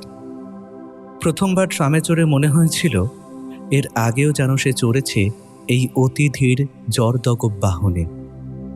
পার্ক স্ট্রিটে পা রেখে তার মনে হয়েছিল কত যুগ পরে সে আবার পা রাখল এই আলোকোজ্জ্বল সরণিতে। এসপ্ল্যানেডের উচ্চকিত বিকেল, উত্তর কলকাতার অথর্ব গলিখুঁজি, দক্ষিণ কলকাতার ঝলমলে স্মার্টনেস, সবই তার মনে হয় যেন কত জন্মের চেনা। যেন এই কলকাতার পথে সে হেঁটেছেন, ভালোবেসেছে, জন্মেছে, মরে গিয়েছে। তাই একবার কলকাতা এলে ৩-৪ দিন না কাটিয়ে অন্য কোথাও যায় না রাধিকা। একটু একটু করে এই শহরটা তার আত্মার অংশ হয়ে উঠেছে। অর্জুন তার স্ত্রীর এই কলকাতা প্রেমের ব্যাপারটা বেশ উপভোগ করে। তার অবশ্য তেমন টান নেই কলকাতা নিয়ে, সে ঘোর মুম্বাইয়া পাবলিক।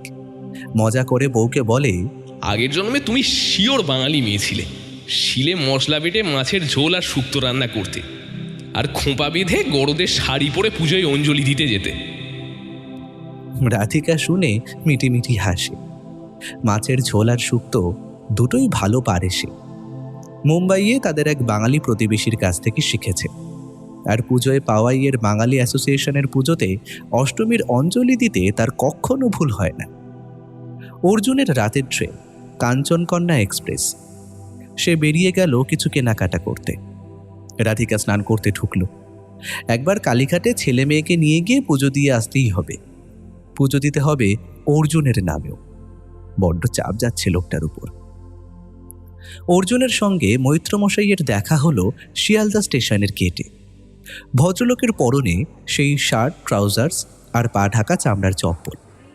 তফাতের মধ্যে এবারে গায়ে একটা শাল জড়ানো। অর্জুনকে দেখে হেসে বললেন, গরম জামা কাপড় সঙ্গে নিয়েছেন তো অর্জুন বাবু? দার্জিলিংয়ে এখন কিন্তু মারাত্মক ঠান্ডা। মুম্বাইয়ের লোকেদের পক্ষে সেই শীত সহ্য করা খুব মুশকিল। আরে দাদা, আমাকে ডকুমেন্টারি ফিল্মের শুটিংয়ের জন্য সারা ভারত ঘুরতে হয়। গত বছরই তো লে লাদাখ অব্দি ঘুরে এসেছি। দার্জিলিংয়ের ঠান্ডা কি তার থেকেও ভয়ানক নাকি? বটে, দার্জিলিংয়ের ঠান্ডাকে চ্যালেঞ্জ। দেখা যাক কে জেতে, লাদাখ না দার্জিলিং। তাই নাকি? বেশ, দেখা যাক তাহলে। আচ্ছা, বাই দ্য ওয়ে, রাতের জন্য কিন্তু লুচি আর মাংস নিয়ে এসেছি। চলবে তো আপনার? চলবে মানে? দৌড়াবে? আপনি মাংস খান তো? কি বলছেন মশাই? আমি ঘোর শাক্ত, মায়ের পুজোয় মাছের অন্নভোগ দিই। আর আমিষ ছাড়া বাঙালি বাঁচে নাকি? কথা বলতে বলতে দুজনে নিজেদের বার্থ খুঁজে নিলে। ঠিক 9:30 কাঞ্চনকন্যা যাত্রা শুরু করলো নিউ জলপাইগুড়ির উদ্দেশ্যে।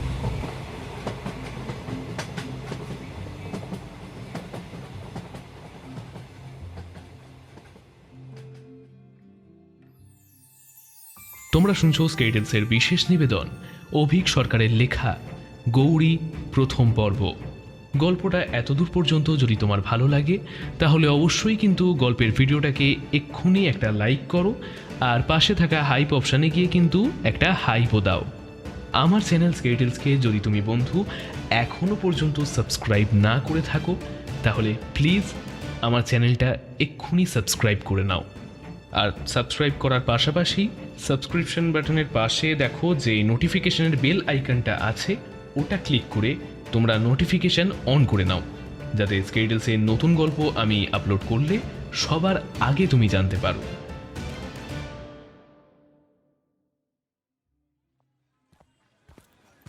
কালীঘাট থেকে বেরিয়ে এদিক ওদিক খানিক হেঁটে রাধিকা বুঝতে পারল রাস্তা ভুল করেছে সে। অথচ এমন হওয়ার তো কথা নয়। প্রতি বছরই একবার করে এখানে পুজো দিতে আসে সে। তারপরে খানিকটা হেঁটে বেড়ায় এদিক ওদিক। এদিকের প্রায় সব রাস্তাই চেনা তার। রাস্তাটা গুলিয়ে গেল কি করে? তখন সবে সন্ধে হয়েছে। কলকাতা শহর সন্ধেবেলাতেই জেগে ওঠে। রাধিকার কানে কল্লোলিনীর বিপুল কলতান ভেসে আসছে। মানে বড় রাস্তা এখান থেকে বেশি দূরে নয়, অথচ সে যেখানে দাঁড়িয়ে আছে সেই পাড়াটা কেমন যেন নিঝুম মতো। বাড়ি ঘর সবই আছে, গলির রাস্তার পাশে গাড়ি পার্ক করাও আছে, বাড়িতে বাড়িতে আলো, সিলিং ফ্যান চলছে, শুধু কোথাও কোনো আওয়াজ নেই। একটু পর রাধিকার খুব অদ্ভুত লাগতে লাগলো। জঙ্গল বা মরুভূমি নয়, মহানগরী কলকাতার বুকে একটি পাড়ার মধ্যে সে দাঁড়িয়ে আছে। বাড়িতে আলো জ্বলছে, ল্যাম্পপোস্টেরও আলো আছে, প্রাণের সব লক্ষণ আছে, কিন্তু সাড়া নেই। কোনো বাড়ি থেকে কোনো শব্দও ভেসে আসছে না। কোনো সাংসারিক কথাবার্তা, টিভির আর্তনাদ, উচ্চকিত তর্কাতর্কি, গাড়ির আওয়াজ কিছুই নেই। কোথাও একটা লোক, কুকুর বা বিড়াল কিচ্ছু দেখা যাচ্ছে না। রাধিকা এদিক ওদিক তাকালো। এই তো ভারী আশ্চর্যের ব্যাপার। সন্ধে 6টার সময় কলকাতা শহরের একটা পাড়া এমন নির্জন নিস্তব্ধ হতে পারে, এ ভাবাই যায় না। ব্যাপারটা নিখিল আর নূপুর লক্ষ্য করেছে। তারা ইতিউতি চাইছে। নিখিল একবার মায়ের হাতটা জোরে আঁকড়ে ধরল, তার মানে ও ভয় পেয়েছে। আর একটু এগিয়ে বাঁদিকে ঘুরল রাধিকা, আর তখনই দেখতে পেল দোকানটাকে। এই রাস্তাটা একটু এগিয়ে দুদিকে ভাগ হয়ে গেছে।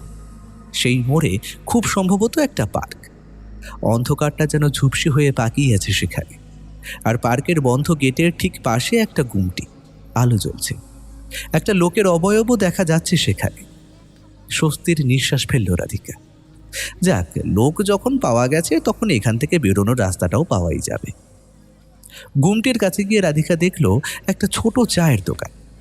কলকাতার ফুটপাতে এমন দোকান অহরহই দেখা যায়। চায়ের স্টোভ আর তার সঙ্গে সিগারেট, বাবুজি কেক, কয়েকটা বিস্কুট, এইসব নিয়ে ক্ষুদ্র সম্ভার। একটা লোক স্যান্ডো গেঞ্জি আর হাফ প্যান্ট পরে বসেছিল।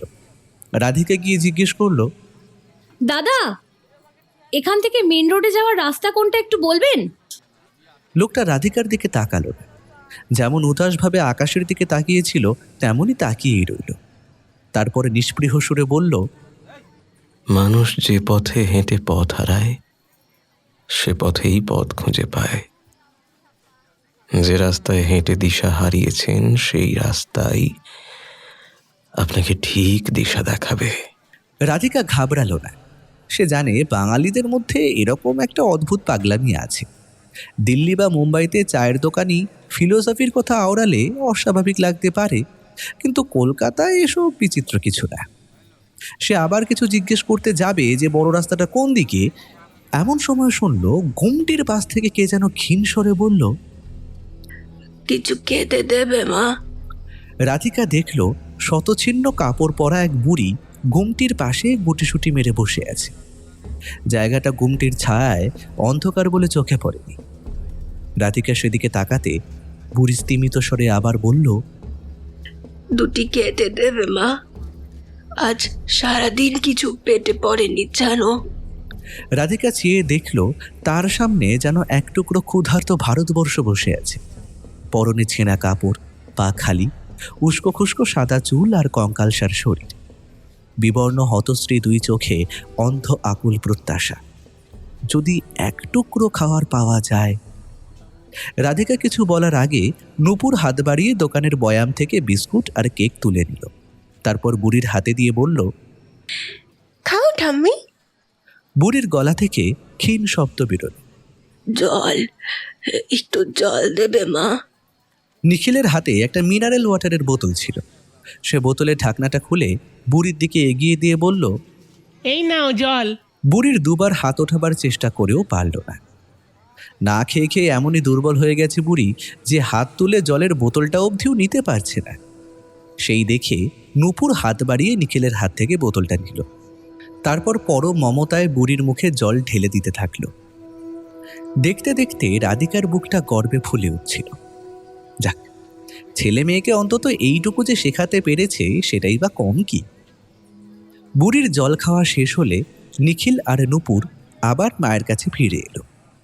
রাধিকা দুজনের মাথায় একটু হাত বুলিয়ে দিল, নিচু হয়ে একটা চুমুও খেল।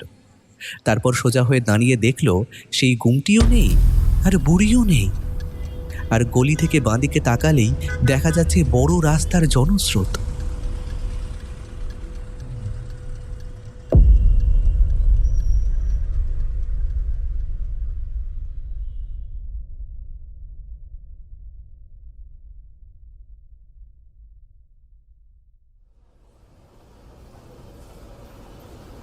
নিউ জলপাইগুড়ি স্টেশনে নেমে গাড়ি খুঁজে পেতে অসুবিধে হলো না।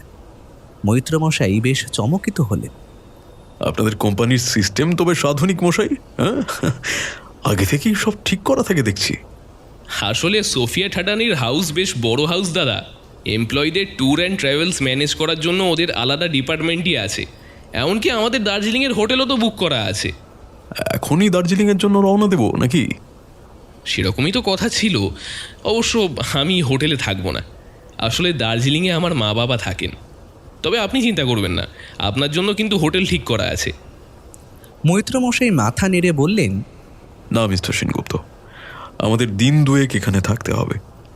একে তো আমাকে কিছু কেনাকাটা করতে হবে, দ্বিতীয়ত শুনেছি এখানে একজন মস্ত বড় তন্ত্রবিদ থাকেন, তার সঙ্গে একবার দেখা করতে হবে। আপনিও ব্যবহারিক তন্ত্র কি এবং কেন এ নিয়ে একটা ভালো ধারণা পেয়ে যাবেন।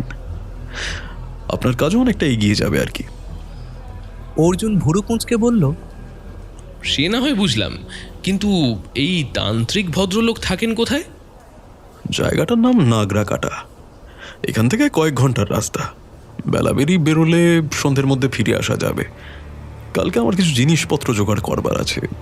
আপনি চাইলে শিলিগুড়ি ঘুরে দেখতে পারেন, তারপর পরশু সকালে দার্জিলিংয়ের জন্য রওনা দিলেই হলো। অর্জুন ইতস্তত করল। সেক্ষেত্রে তো আজকের জন্য একটা হোটেল বুকিং করতে হয়, সেটা তো আবার হেড অফিসে বলে রাখিনি। মৈত্রমশাই হেসে বললেন, আরে মশাই, আপনাদের হেড অফিসের সঙ্গে যোগাযোগ আছে এমন হোটেল ছাড়া কি শিলিগুড়িতে আর হোটেল নেই? ডলি ইনে থাকবেন, চলুন।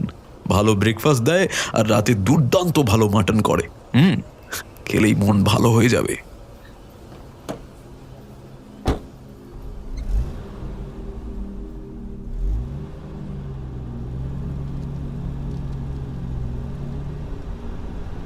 দুজনে যখন নাগরা কাটার পথে, তখন দুপুর প্রায় মাথার উপরে। চমৎকার ঝকঝকে রাস্তার দুধারে জঙ্গল আর চা বাগানের দিগন্ত উন্মোচিত উদার বিস্তার। মাথার ওপর ঝকঝকে আকাশ, উত্তরবঙ্গের নির্মল বাতাস গাড়ির জানলা বেয়ে মুখে ঝাপটা মারতেই মনটা ভালো হয়ে গেল অর্জুনের। মুম্বাইয়ে মানুষ হলে কি হবে, কর্মসূত্রে দেশের অনেক জায়গায় ঘুরতে হয়েছে তাকে। তবুও এই সজল সপ্রাণ স্নিগ্ধ বঙ্গভূমি প্রথম আলাপেই তার মন কেড়ে নিয়েছে। মনে হয় মায়ের আঁচল বিছিয়ে কে যেন তাকে ডাকছে, আয় আয় আয়। নাগরাকাটা পৌঁছে তান্ত্রিক ভদ্রলোকের ঠিকানা খুঁজে পেতে একটু বেগ পেতেই হলো। লোকের কাছ থেকে জিজ্ঞেস করে দুজনে যে জায়গাটায় পৌঁছলেন সেটা একটা গ্রাম, নাম চম্পাগুড়ি। কাছেই একটা চা বাগান আছে, নাম কুর্তি টি গার্ডেন। এখানে অবশ্য চারিদিকেই চা বাগান। নাগরাকাটা টি গার্ডেন তো আছেই, তাছাড়াও আছে নয়াশৈলী, গাঁটিয়া, লুকসান, গ্রাসমোর, আরও কত কি। যেতে যেতে অর্জুন জিজ্ঞেস করলো, তা আমরা যার সঙ্গে দেখা করতে যাচ্ছি তার নাম কি? ভদ্রলোকের নাম কালীকিঙ্কর ভট্টাচার্য। এককালে স্থানীয় স্কুলে শিক্ষকতা করতেন। এখন সেসব ছেড়ে হোমিওপ্যাথি চিকিৎসা, স্কুলছুটদের স্কুলে ফিরিয়ে আনা, লাইব্রেরি স্থাপন, রক্তদান শিবির এসবই করে বেড়ান আর কি। তবে প্রধান কাজ হচ্ছে তন্ত্রচর্চা। এই এলাকায় ঝাড়ফুঁক, টুকটাক, তাবিজ কবচ এসবের খুবই প্রচলন আছে। ভট্টাচার্য মশাই এই লাইনে একেবারে ধন্বন্তরী বললেই চলে। এলাকার কোনো শুভ কাজ তাকে ছাড়া হওয়ার জো নেই।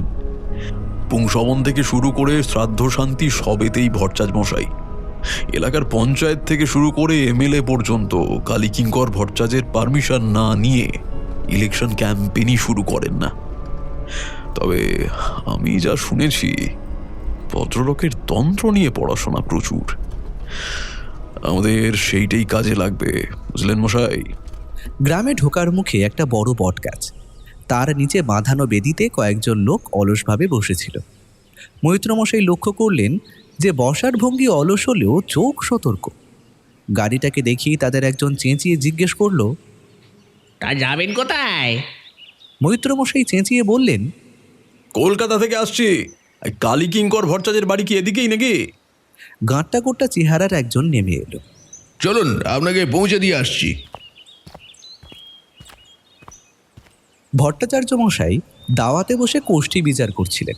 সামনে লম্বা আলাই, কেউ এসেছে হাত দেখাতে, কেউ হোমিওপ্যাথি ওষুধ নিতে, কেউ সরকারি দপ্তরে পাঠাবে বলে চিঠি লেখাতে। সঙ্গে আসা লোকটি চেঁচিয়ে বলল, ঠাকুরমশাই, এরা কলকাতা থেকে এসেছেন আপনার সঙ্গে আলাপ করবেন বলে। কালীকিঙ্কর চোখ তুলে তাকালেন। ফর্সা রিজু দেহ, মাথায় অল্প চুল, সবই সাদা, উন্নত কপাল, খাড়া নাক আর দুখানি অন্তর্ভেদী চোখ। পরনে গেরুয়া ধুতি আর চাদর, গলায় একগাছা রুদ্রাক্ষমালা।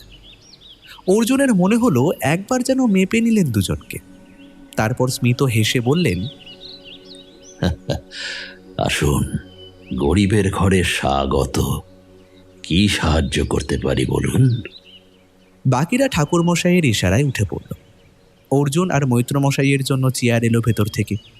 দুজনেই ভট্টাচার্য মশাইকে প্রণাম করে চেয়ারে বসলেন, নিজেদের পরিচয়ও দিলেন। ভট্টাচার্য মশাই বললেন, বলুন, কি সেবা করতে পারি?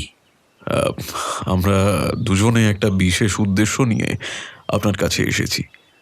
আমার এই সঙ্গীর নাম অর্জুন সেনগুপ্ত, থাকেন বোম্বেতে। ইনি পেশায় ডকুমেন্টারি ছবি বানান। তা অর্জুনবাবু ঠিক করেছেন তন্ত্র নিয়ে একটা ডকুমেন্টারি বানাবেন, তাই আপনার কাছে আসা। প্রধান উদ্দেশ্য তন্ত্র কি সেই সম্পর্কে একটা প্রাথমিক ধারণা করা। দ্বিতীয় উদ্দেশ্য, এই ছবির ব্যাপারে যদি কোনো তান্ত্রিক ক্রিয়াকলাপ করে দেখাতে পারেন তো সেটা ইনি নিজের ক্যামেরায় বন্দি করতে পারেন আর কি। ভট্টাচার্য মশাই কিছুক্ষণ চুপ রইলেন, তারপর বললেন, তন্ত্র হচ্ছে পৃথিবীর আদিতম ধর্ম। প্রকৃতি মা যে ধর্ম নিজে মানব সভ্যতাকে শিখিয়েছেন তাকেই আমরা ইংরেজিতে পেগান ধর্ম বলি। আর ভারতবর্ষের আধ্যাত্মিক আত্মা সেই প্রাকৃত ধর্মকে আরও পরিশোধিত করে, আরও উন্নত করে তার নাম দিয়েছে তন্ত্র। তন্ত্র শব্দের সাধারণ অর্থ জ্ঞানের বিস্তার সাধন করা। তনৌতি বিস্তারং করৌতি, অথবা তন্নতে বিস্তার্যতে জ্ঞানং অনেন ইতি তন্ত্রম, অথবা তনৌতি বিপুলং অর্থং তন্ত্রতত্ত্ব সমন্বিতম এনঞ্চ কুরুতে যস্মাৎ তন্ত্রং ইত্যভিধীয়তে। তন্ত্র তাই কোনো ধর্ম নয়, তন্ত্র একটি আচরণবিধি। সংসার ধর্ম ত্যাগ করে তবে পরমার্থ পাওয়ার সাধনা তন্ত্র স্বীকার করে না। তন্ত্র বাস্তববাদী। বস্তুতন্ত্রকে স্বীকার করে তার সঙ্গে সামঞ্জস্য রেখে তন্ত্রের সাধন বিধি তৈরি হয়েছে। তাই তন্ত্রের মধ্যে দার্শনিক মতবাদ থাকলেও তা বড় কথা নয়। এখানে মূলত মানব দেহকে যন্ত্রস্বরূপ করে কতগুলি গুহ্য সাধন পদ্ধতির সন্নিবেশ ঘটে থাকে, যে পদ্ধতি আদতে সাধন শাস্ত্র ও শক্তি সাধনায় সিদ্ধি লাভের পথে দিশারি। অর্জুন প্রশ্ন করল, আচ্ছা, মোটামুটিভাবে এই তন্ত্র সাধনার ইতিহাস কত পুরনো হতে পারে? ওই যে বললাম, যবে থেকে মানব সভ্যতা শুরু হয়েছে তবে থেকে তন্ত্রের উৎপত্তি। অথর্ববেদেই রহস্যমার্গ সাধন পদ্ধতির উল্লেখ আছে। আর তন্ত্রের প্রধান ধারাই তো মাতৃকা সাধনা। যে মাতৃকা সাধনার ধারা তুরস্ক, পারস্য, Mesopotamia, Asia minor, Syria, Egypt, চীন সর্বদেশেই ব্যাপৃত ছিল। তবে ভারতবর্ষে মাতৃকা উপাসনার যেমন প্রকাশ তেমনটা আর কোথাও দেখা যায় না। এ আমাদের দেশের জল হাওয়ার গুণ বলতে পারেন। অর্জুন একটু ইতস্তত করে বলল, আচ্ছা, তন্ত্রে তো অনেক অদ্ভুত রিচুয়ালসের কথা শোনা যায়, যার অনেকগুলোই আর কি শুনতে যে ভালো লাগে এমন নয়। তা এই বিষয়ে আপনি কিছু বলবেন? ভট্টাচার্য মশাই একটা রহস্যময় হাসি হাসলেন। তন্ত্রের পথ সহজ পথ নয় সেনগুপ্ত সাহেব। কথায় বলে, বাঘের পিঠে সওয়ার হয়ে কাল কেউটের মাথা চেপে ধরার সাহস যদি থাকে তবেই এই পথে অগ্রসর হওয়া উচিত। এই পথ রহস্যমার্গ। কুণ্ডলিনী তত্ত্ব, শরীর জ্ঞান, পঞ্চমকার সাধনা, বীর সাধনা, চক্রানুষ্ঠান, মন্ত্রসিদ্ধি এই সবের অধিকারী হওয়া মুখের কথা নয়। গুরুর আদেশ ছাড়া এ পথে অগ্রসর হওয়া কঠোরভাবে নিষিদ্ধ। তন্ত্রে বলে তনুকে যা ত্রাণ করে তাই তন্ত্র। আমরা বলি যা নেই এই দেহ ভাণ্ডে তা নেই ব্রহ্মাণ্ডে। এই দেহ সাধনার পথ ধরে নির্বাণে উত্তরণ, এই হচ্ছে তন্ত্রের মূল কথা।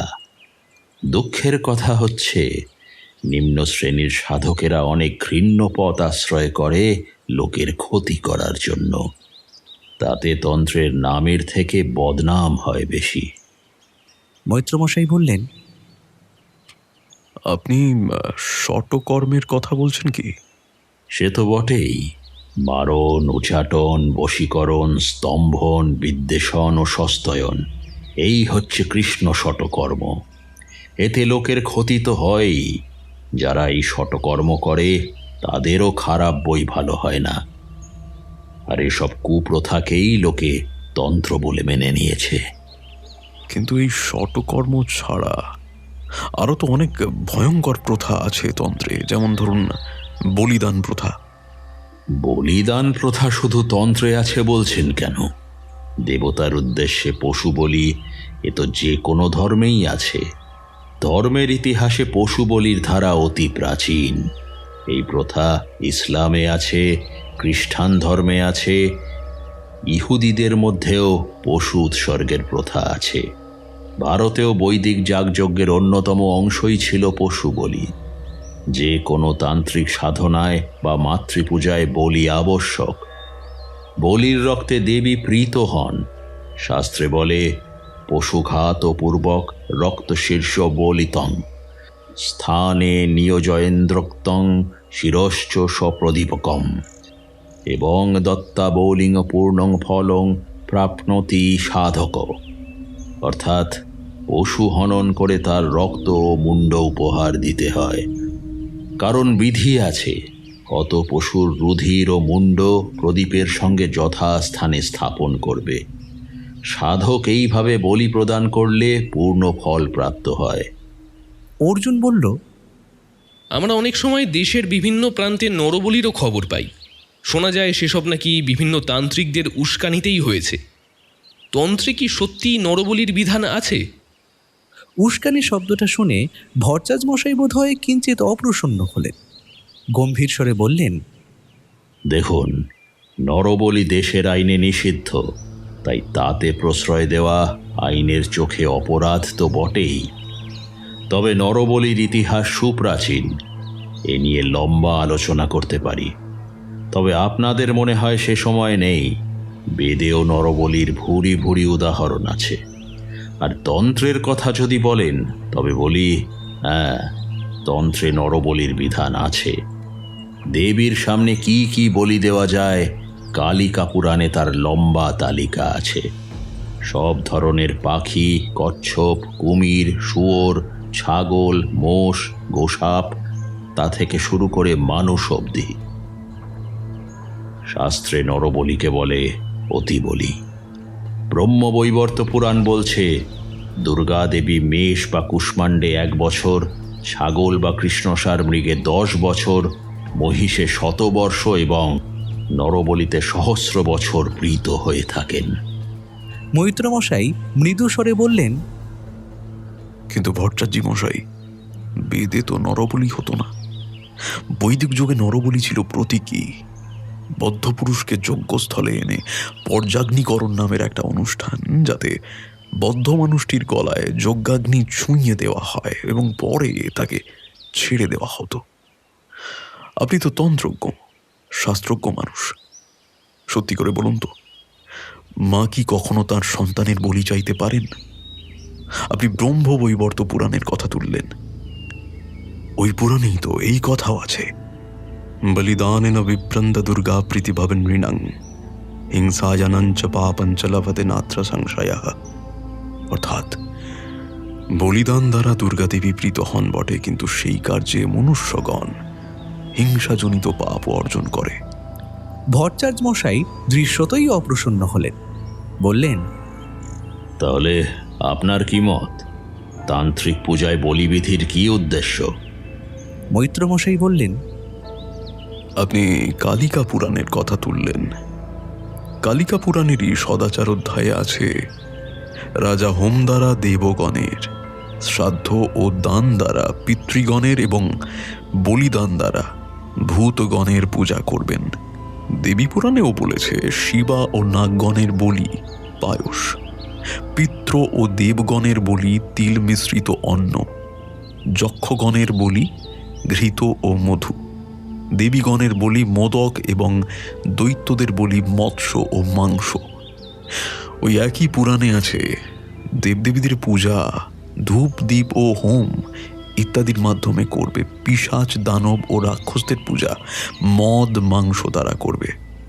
আরও শুনুন, দেবী পুরাণেই আছে নবমীতে অজ মেষ মহিষাদি পশু বধ করে ভূত ও বেতালদের বলি উপহার দিতে হয়। যদি শাস্ত্রের কথাই তুললেন ভট্টাচার্য মশাই, তাহলে বলতে হয় বলি প্রথা দেবীর ভূতানুচরদের তৃপ্ত করার জন্য। যিনি সর্বপ্রেমময়ী স্নেহময়ী জগন্মাতা, তাঁর বলির রক্তে বিন্দু মাত্র রুচি নেই। ভট্টাচার্য মশাই বড় অর্থপূর্ণ হাসলেন, বললেন, লোকের রক্তলোল জিহবা অতি বিস্তার দশনা মহাঘোরা মহাভয়ঙ্করী মায়ের পূজা করে কেন মৈত্রমশাই? কামার্থে ক্রিয়তে ধর্ম। কোনো কিছু কাম্য বস্তুর জন্যই তো মায়ের আরাধনা করি আমরা। তাছাড়া শাস্ত্রেই যখন বলির বিধান আছে। মৈত্রমশাই বললেন, কিন্তু ভট্টাচার্য মশাই, বৃহস্পতি ঠাকুর স্বয়ং আজ্ঞা করেছেন কেবলং শাস্ত্রমাশ্রিত্য ন কর্তব্য বিনির্ণয়ং যুক্তিহীন বিচারে তু ধর্মহানি প্রজায়তে। কেবল শাস্ত্রের কথায় কোনো সিদ্ধান্ত নেওয়া কর্তব্য নয়, বিচার যদি যুক্তিহীন হয় তবে তাতে ধর্মহানি হয়ে থাকে। ভট্টাচার্য মশাই কিছুক্ষণ মাথা নিচু করে বসে রইলেন। তারপর যখন তিনি মাথা তুললেন, তখন তাঁর চোখ ঈষৎ ঘোলাটে হয়ে এসেছে। তিনি সামান্য শ্লেষাজড়িত স্বরে বললেন, শাস্ত্রের ব্যাখ্যা বিভিন্ন লোক বিভিন্নভাবে করে থাকে মৈত্রমশাই। সে তর্কে আমাদের কাজ নেই। কথায় বলে বিশ্বাসে মিলায় বস্তু, তর্কে বহুদূর। আপাতত আপনারা যে কাজে আমার কাছে এসেছেন তার কারণ বলুন। অর্জুন বলল, আপনি এই যে বিভিন্ন তান্ত্রিক রিচুয়ালসের নাম বললেন, তার কোনো একটা আমাদের সামনে কি আপনি পারফর্ম করতে পারবেন? আমাদের মানে ক্যামেরার সামনে? আমরা আসলে দেশের বিভিন্ন তান্ত্রিক ক্রিয়াকলাপের ওপর একটা ডকুমেন্টারি করছি, তাই জন্যই আর কি আপনার কাছে আসা। অবশ্য এর জন্য দরকার হলে উপযুক্ত সাম্মানিক দিতেও রাজি আছি। মৈত্রমশাইয়ের মনে হলো কালীকিঙ্কর ভট্টাচার্যর চোখ দুটো একবার দপ করে জ্বলে উঠেই নিভে গেল। তিনি গম্ভীর মুখে বললেন, আমরা নাচিয়ে বা গাইয়ে নই মিস্টার সেনগুপ্ত, যে দুটো পয়সার বিনিময়ে আমাদের বিদ্যে নিয়ে ক্যামেরার সামনে পারফর্ম করব। তন্ত্র লোক সমক্ষে দেখাবার জিনিস নয়, নিভৃতে অনুশীলনের জিনিস। আমি দুঃখিত আপনার অনুরোধ রাখতে পারলাম না। তবে তন্ত্র কি এবং কেন এই নিয়ে যদি আমার মন্তব্য ক্যামেরাবন্দি করতে চান তাহলে অবশ্যই পাবেন। তার জন্য কোনো টাকা লাগবে না। অর্জুন অপ্রস্তুত হলো, বিব্রত স্বরে বলল, কিছু মনে করবেন না প্লিজ, কথাটা আমার ওভাবে বলা উচিত হয়নি। আসলে আমি আমার ডকুমেন্টারির উদ্দেশ্য নিয়েই বলছিলাম। ঠিক আছে, এসব বাদ দিন। আপনি যদি তন্ত্রের ব্যাপারে একটা প্রাথমিক আইডিয়া দেন তাতেও কিন্তু আমাদের অনেকটা উপকার হবে। সেটা আপনি কবে পারবেন জানাবেন কাইন্ডলি। আমরা কাল অবধি শিলিগুড়ির হোটেল ডলিনে আছি, পরশু দার্জিলিংয়ের জন্য বেরোবো। যদি কালকের মধ্যে না হয় তাহলেও কিন্তু কোনো অসুবিধা নেই, আমরা দার্জিলিং থেকে ফেরার পথেও আপনার ইন্টারভিউটা নিতে পারি। আচ্ছা, আমি জানিয়ে দেব কেমন। এখন আমার স্নান খাওয়ার সময়, আমাকে এবার উঠতে হবে। দুজনে উঠে আসার আগে মৈত্রমশাইয়ের দিকে ফিরলেন কালীকিঙ্কর বাবু। আপনার সঙ্গে একদিন আলাদা করে আলাপ করার ইচ্ছে রইল। আপনার দেহ লক্ষণ বলছে আপনি কোনো সাধারণ মানুষ নন। খুব সম্ভবত কর্কট রাশি, কুম্ভ লগ্ন, চতুর্থে বৃহস্পতি, বুধাদিত্য যোগ আছে, নবমে শনি। কি ঠিক বলছি তো মৈত্রমশাই? মৈত্রমশাই কিছু বললেন না, অল্প হেসে নমস্কার করে বললেন, দেখা হবে ভট্টাচার্য মশাই, আপাতত আসি।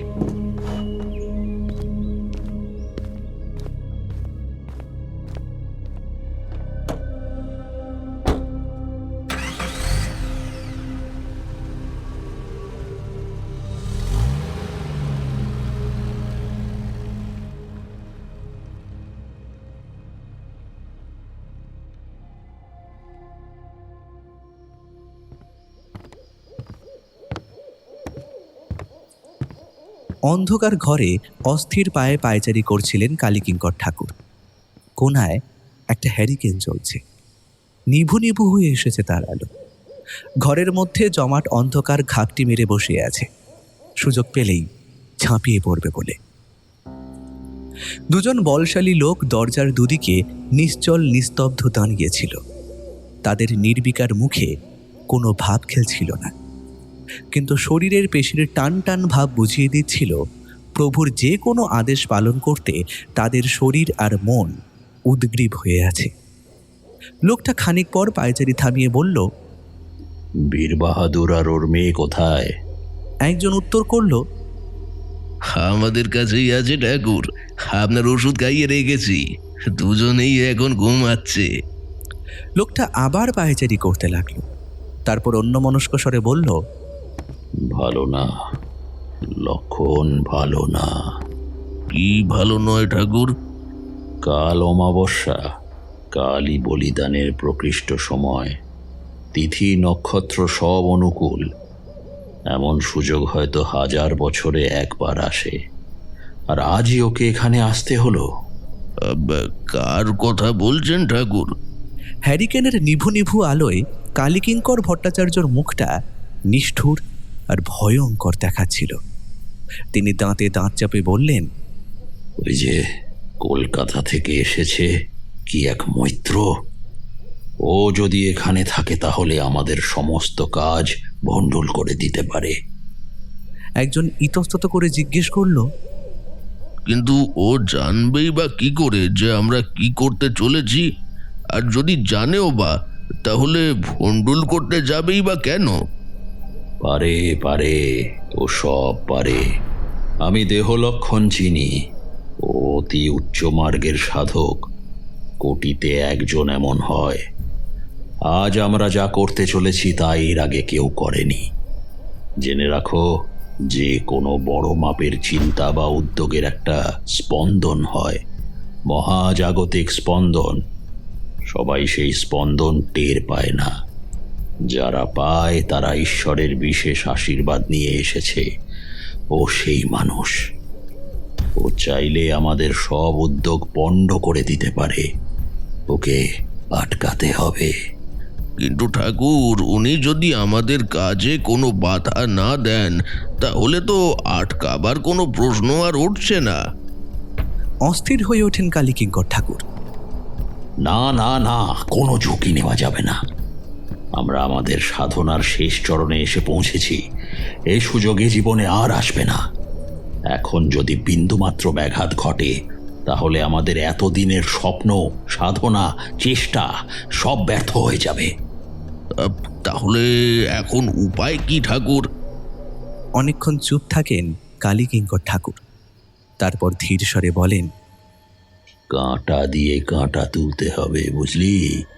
যে উদ্দেশ্যে ওরা আমার কাছে এসেছিল, সে উদ্দেশ্য আমি সফল করব, আর সেটাই হবে ওস্তাদের মার।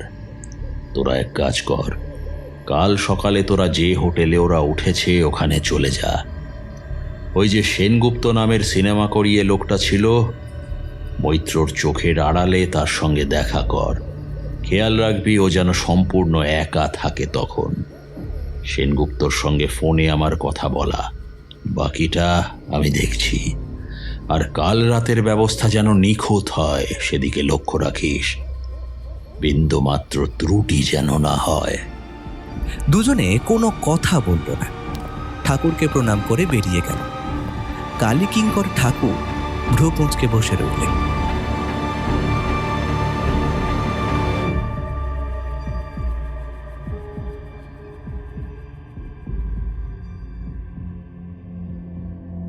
রিসেপশন থেকে ফোন পেয়ে অবাক হলো অর্জুন।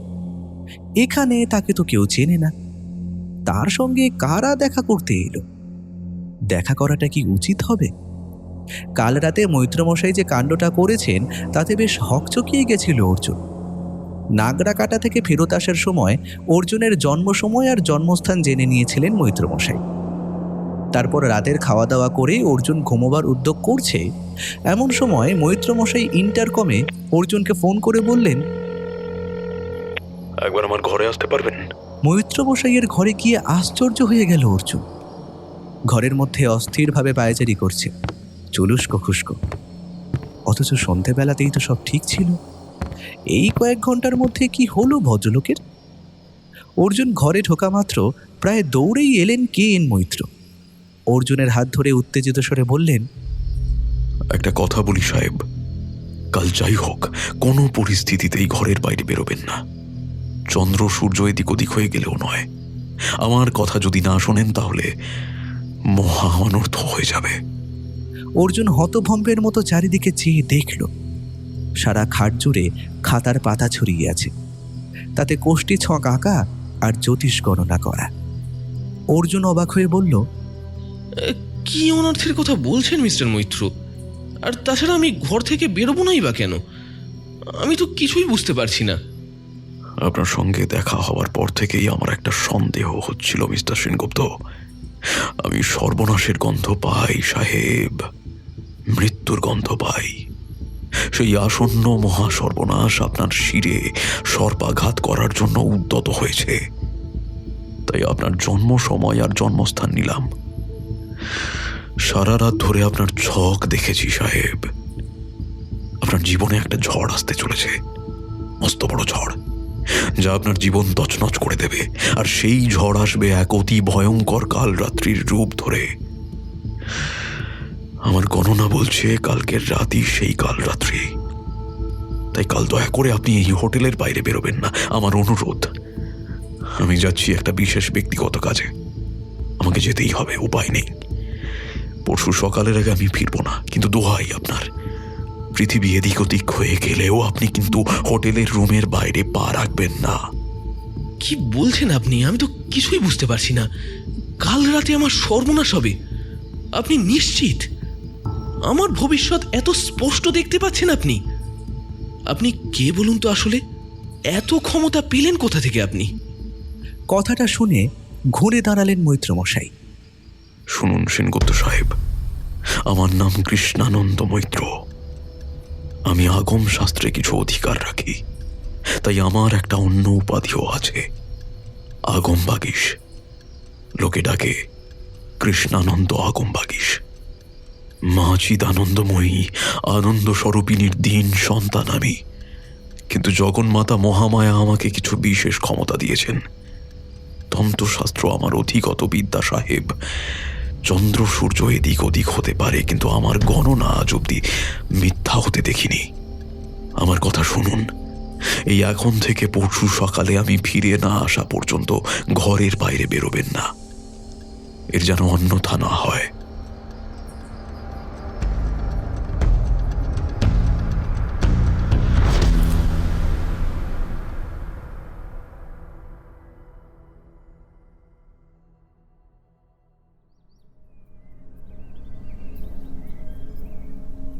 লোক দুটোর সঙ্গে কথা বলে অর্জুন দোলাচলে ভুগছিল, বেরোনো উচিত নাকি উচিত নয়। লোক দুটো তার ঘরেই বসে আছে, মনে হচ্ছে তাকে না নিয়ে বেরোবে না। অবশ্য তারা যে প্রস্তাবটা এনেছে তা অর্জুনকে ঘর থেকে বার করার জন্য যথেষ্ট। এর জন্যেই তো এত দূরে এসেছে সে। লোক দুটো এসে বিনা বাক্যব্যয়ে নিজেদের মোবাইল থেকে কাকে একটা কল করে ফোনটা ধরিয়ে দিয়েছিল অর্জুনকে। বলেছিল ঠাকুরমশাই কথা বলতে চান। কালীকিঙ্কর ঠাকুর যে প্রস্তাব দিয়েছিলেন সেটা শুনে অর্জুনের নিজের কানকেই বিশ্বাস হচ্ছিল না। উনি বলেছিলেন যে সারা রাত ভেবে উনি স্থির করেছেন তন্ত্রবিদ্যার আরও প্রসার এবং প্রচার আবশ্যক, যাতে লোকে আরও বেশি করে এর দিকে আকৃষ্ট হয়। আজ রাতের দিকে নাগরাকাটার শ্মশানে একটা গোপন তান্ত্রিক অনুষ্ঠান আছে। সেনগুপ্ত সাহেব চাইলে সেখানে আসতেই পারে, সব কর্মকাণ্ড ক্যামেরায় রেকর্ডও করতে পারে।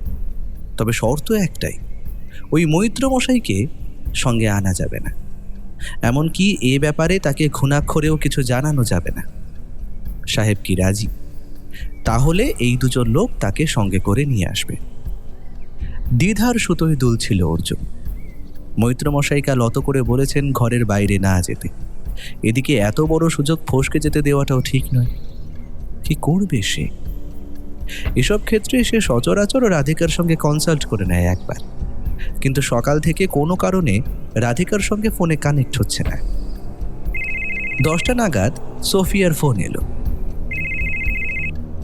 অর্জুন পুরো ব্যাপারটা খুলে বলতেই সোফিয়া প্রায় লাফিয়ে উঠল, ধমকের সুরে বলল, এত বড় চান্স কেউ মিস করে?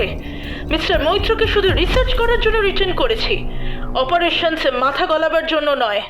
মনে রেখো অর্জুন, এই ডকুমেন্টারি ঠিকঠাক না দাঁড়ালে কিন্তু তোমার কেরিয়ার কোন দিকে মোড় নেবে বলতে পারবো না। অর্জুন সিদ্ধান্তটা নিয়েই ফেলল। দূর, চুলোয় যাক মৈত্রমশাইয়ের সতর্কবাণী, চাকরি বাঁচলে পাপের নাম। আমার কেরিয়ার চৌপাট হয়ে গেলে ওই আগমবাগিস কি এসে আমায় বাঁচাবে? সালা আগমবাগিস না আগমবাট, হ্যাঁ, যত সব। ক্যামেরা আর রেকর্ডিংয়ের জিনিসপত্র নিয়ে একাই বেরিয়ে পড়ল সে। লাঞ্চটা না হয় রাস্তাতেই করে নেবে সে।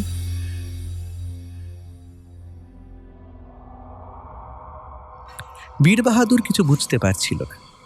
জঙ্গলের বাইরে তাকে কোথায় ছেড়ে গেল ওরা? এটা কোন রাস্তা? একদিকে উঁচু উঁচু পাইন গাছের বন আর অন্যদিকে গভীর খাদ। যেদিন তারা তাদের গ্রাম থেকে যাত্রা শুরু করেছিল সেদিন কি তিথি ছিল জানি? আজ আকাশ পুরো অন্ধকার। নষ্ট যাওয়া ফ্যাকাশে আকাশের গায়ে কতগুলো মৃত তারা ধুঁকতে ধুঁকতে জ্বলছে। চারিদিকে হাওয়ার দল তাকে ঘিরে পাক খাচ্ছে আর ফিসফিস করে তার কানে বলে যাচ্ছে, ফেরবার পথ নেই, পথ নেই। এই কদিন টানা ঘুমিয়েছে সে, খাবার কম খেয়েছে আর মদ বেশি। সেই মদে কি কিছু মেশানো ছিল কে জানে? কেমন যেন অন্যরকম ঝাঁঝালো স্বাদ ছিল মদটার। একদিন কোন রাস্তা ধরে তারা এসেছে, কোথায় রাত কাটিয়েছে, কিছুই মনে নেই তার। কেমন যেন একটা ঝিম ধরা ঘোরের মধ্যে কেটেছে তার এই কটা দিন। আর গৌরীকে কোথায় নিয়ে গেল ওরা? সেই ঝাঁঝালো মদ আজও অনেকটা খেয়েছে বীর বাহাদুর, সঙ্গে বোধহয় আরো কিছু মেশানো ছিল। মাথাটা ঝিমঝিম করছে তার, গলাটা শুকিয়ে গেছে। আর একটু মদ পেলে হতো এখন, টাকা তো কম পায়নি সে। ওরা পৌঁছতেই ঘুমন্ত গৌরীকে ওরা নিয়ে গেল কোথায় যেন একটা। তারপর ঠাকুর কি যেন বলল ওকে, মা ওকে অনেক আশীর্বাদ করবে। গৌরী এই জন্মেই মুক্ত হয়ে গেল। এইসব আগ্রম বাগ্রম আরো কত কি। তারপর তাবিজের মতো কি যেন একটা হাতে ধরিয়ে দিল তার, বলেছে ছেলে জন্মালে তার গলায় পরিয়ে রাখতে। আরো টাকা দিয়েছে, অনেক টাকা। দেশে ফিরে এবার একটা খাবারের দোকান দেবে সে। বিদেশে বিভুইয়ে মেয়ে বউকে ছেড়ে থাকতে হবে না তাকে আর। মেয়ে কোথায় গেল তার? গৌরীকে কেন যেন সঙ্গে করে এনেছিল বীর বাহাদুর, মনে পড়ছে না তার। যেমন মনে পড়ছে না এই অন্ধকারে তাকে কেন এখানে দাঁড় করিয়ে রেখে গেল ওরা। গৌরী কোথায়? গৌরীকে ছাড়া কি করে দেশে ফিরবে বীর বাহাদুর? কি বলবে গৌরীর মাকে? অনেকক্ষণ থেকে বীর বাহাদুরের বুকের মধ্যে একটা কষ্ট দলা পাকাচ্ছিল। এবার সেটা উদ্গত কান্নার মতো বেরিয়ে এলো তার গলা থেকে। কোথায় গেল তার মেয়ে, তার সোনার পুতলি? দুটো পয়সার লোভে আর ভয়ে কি করে বসলো সে হাউ হাউ করে কাঁদতে থাকলো মেয়ের নাম ধরে। গৌরী, গৌরী রে, কোথায় গেলি মা, কোথায় গেলি? কোথায় গেলি তুই মা গৌরী?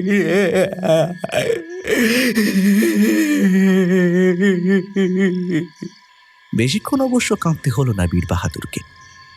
একটু পরেই তার পেছনে ছায়ার মতো কতগুলো লোক এসে দাঁড়ালো।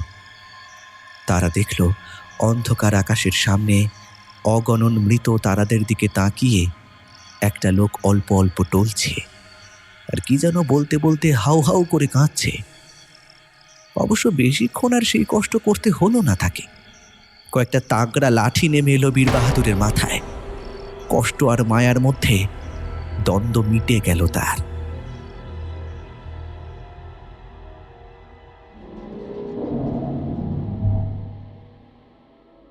কালীকিঙ্করের লোকজন দাঁড়িয়েছিল বাস স্ট্যান্ডে। সেখান থেকে ওরাই অর্জুনকে নিয়ে এসেছিল ঠাকুরমশাইয়ের বাড়িতে। দুপুরের খাওয়া দাওয়াও ঠাকুরমশাইয়ের বাড়িতেই করল অর্জুন।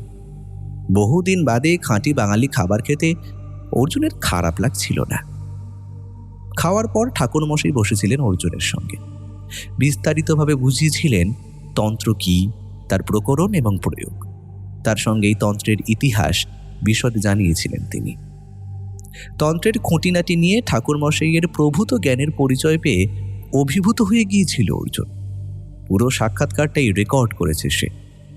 এই জিনিস এডিট করার পর সাবটাইটেল সহজে কি দাঁড়াবে সে ভাবতেও রোমাঞ্চিত হচ্ছিল সে। নিজের ভাগ্যকে ধন্যবাদ দিচ্ছিল অর্জুন। ভাগ্যিস মৈত্রমশাইয়ের কথা শোনেনি সে, নইলে এই জিনিস পাক্কা মিস হয়ে যেত তার। বিকেলের দিকে একটু ঘুমিয়ে নিয়েছিল অর্জুন।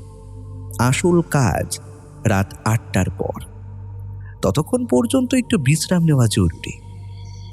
অর্জুনের যখন ঘুম ভাঙল তখন বেশ রাত। রিস্ট ওয়াচের টাইম দেখল সে, রাত 9টা বাজে। ধর্মর করে উঠে বসল অর্জুন। এতক্ষণ ঘুমিয়েছে সে। বাইরে আসতেই একজন ঘটিতে জল নিয়ে এলো। আপনি মুখে চোখে একটু জল দিয়ে নিন বাবু, ঠাকুরমশাই আর বাকিরা সব যোগার যন্ত্র করতে গেছে। আপনি মুখ ধুয়ে তৈরি হয়ে নিন, আমি আপনাকে পথ দেখিয়ে নিয়ে যাব, কোনো চিন্তা করবেন না। অর্জুন তাড়াতাড়ি মুখ হাত ধুয়ে এসে দেখল লোকটা একটা বাইক নিয়ে দাঁড়িয়ে আছে। অর্জুন আর দ্বিরুক্তি না করে বাইকে চেপে বসল। সঙ্গে রইল তার রেকর্ডিংয়ের জিনিসপত্র। বড় রাস্তা দিয়ে কিছুক্ষণ যাওয়ার পরেই বাইকটা বাঁদিক বেঁকে একটা জঙ্গলের রাস্তা ধরল। বোঝা যায় যে এই রাস্তায় লোকটা যাতায়াত করে, পথের রেখা স্পষ্ট। মোটর বাইকের আওয়াজ আর হেডলাইটের আলো জঙ্গলের শান্ত পরিবেশ খান খান করে দিচ্ছিল। দুধারের জঙ্গল ক্রমশ ঘন হয়ে আসতে লাগলো। অর্জুন কখনো রাতের জঙ্গল দেখেনি। কেমন একটা অস্বস্তি হতে লাগলো তার। কেমন যেন একটা চোরা ভয়, একটা গা ছমছমে ভাব। মনে হচ্ছে সে যেন ক্রমেই একটা অন্ধকারের মধ্যে ঢুকে যাচ্ছে, আর সেই সর্বগ্রাসী অন্ধকার তাকে যেন গিলে খাওয়ার জন্য ডাকছে। আয় আয় আয়।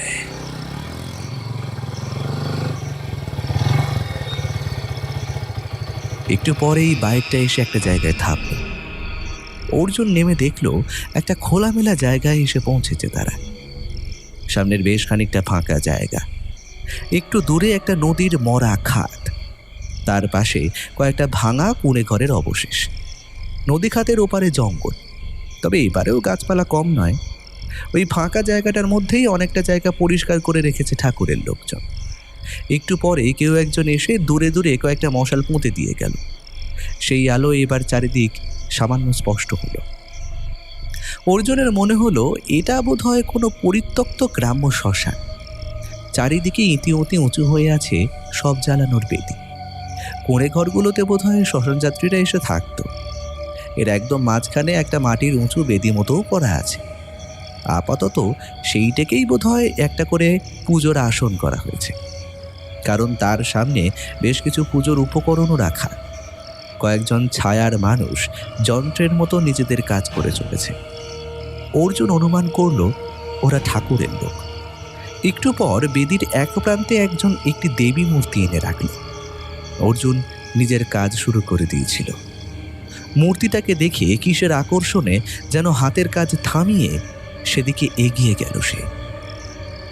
মূর্তিটা ভারী অদ্ভুত, আর শুধু অদ্ভুত নয়, মূর্তিটাকে দেখে রীতিমতো অস্বস্তি হতে শুরু করলো তার।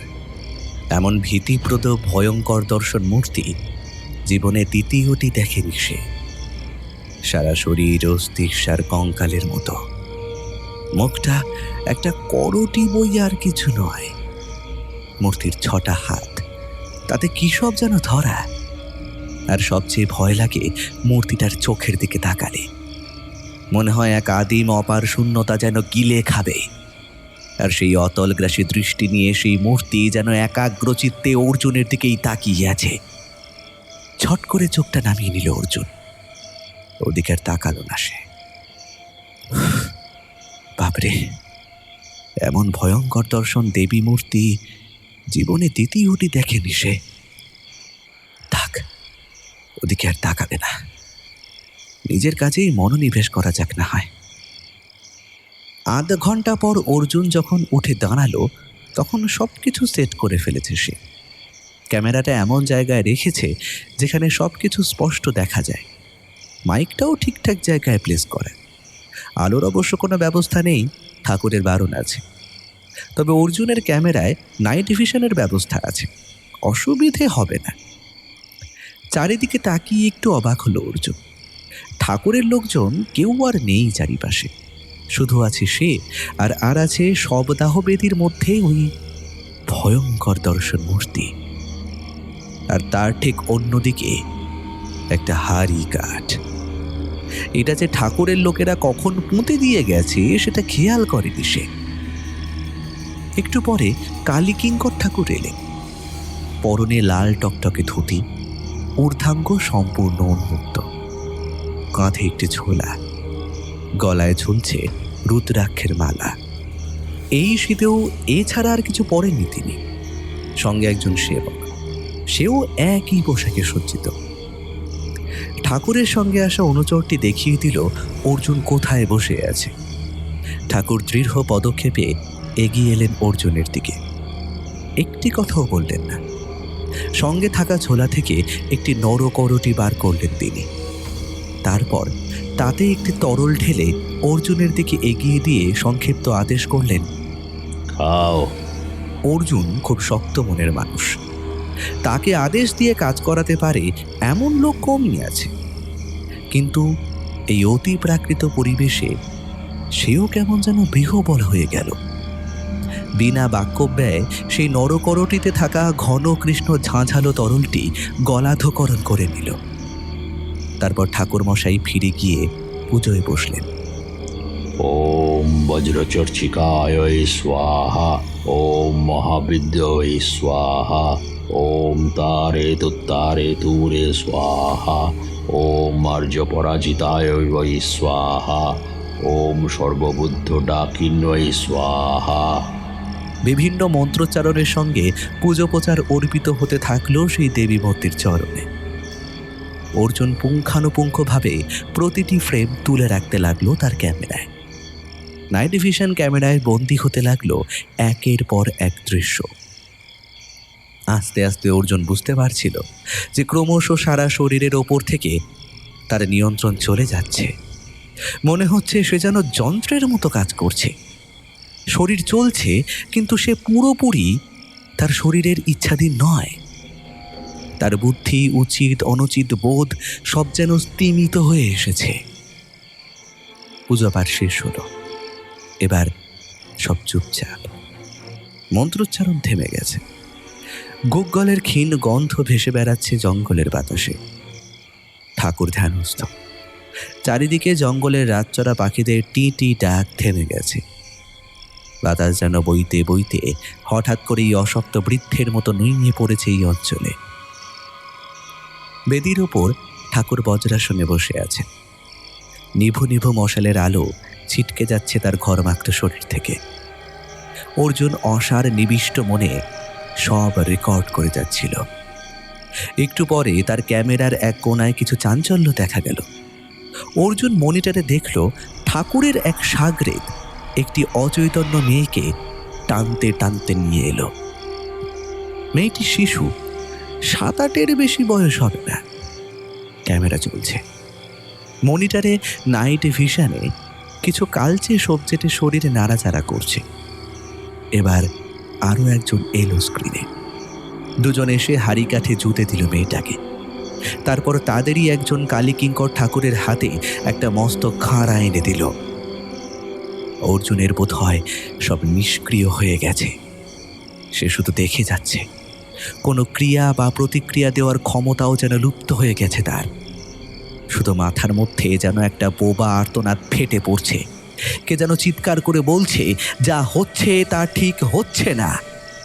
অর্জুনের এক্ষুনি দৌড়ে যাওয়া উচিত মেয়েটার কাছে, তাকে সাহায্য করা উচিত। মেয়েটা সাংঘাতিক বিপদের মধ্যে আছে, কিছু করা উচিত তার এখনই। কিন্তু না, তার সমগ্র অস্তিত্ব যেন অসাড় হয়ে আছে। কোনো বোধ নেই, সার নেই, চৈতন্য নেই, স্পন্দন নেই। তার হাত পা কাঁপছে হিস্টিরিয়াগ্রস্ত রোগীর মতো। ঘামের স্রোত নেমেছে সারা শরীর জুড়ে, অথচ তার কিচ্ছু করার ক্ষমতা নেই। শুধু বিস্ফারিত চোখের সামনে যেটা ঘটছে সেটা দেখে যাওয়া ছাড়া। ওম বজ্রচর্চিকায় হুম, ওম বজ্রচর্চিকায় হুম, ওম বজ্রচর্চিকায় হুম। মন্ত্রোচ্চারণ করতে করতে কালীকিঙ্কর বিশালাকায় খানাটি মাথার ওপর তুললেন। তারপর সেটি সবেগে নামিয়ে আনলেন মেয়েটির গলার উপর। জয় মা, জয় মা। অর্জুন অজ্ঞান হয়ে গেল।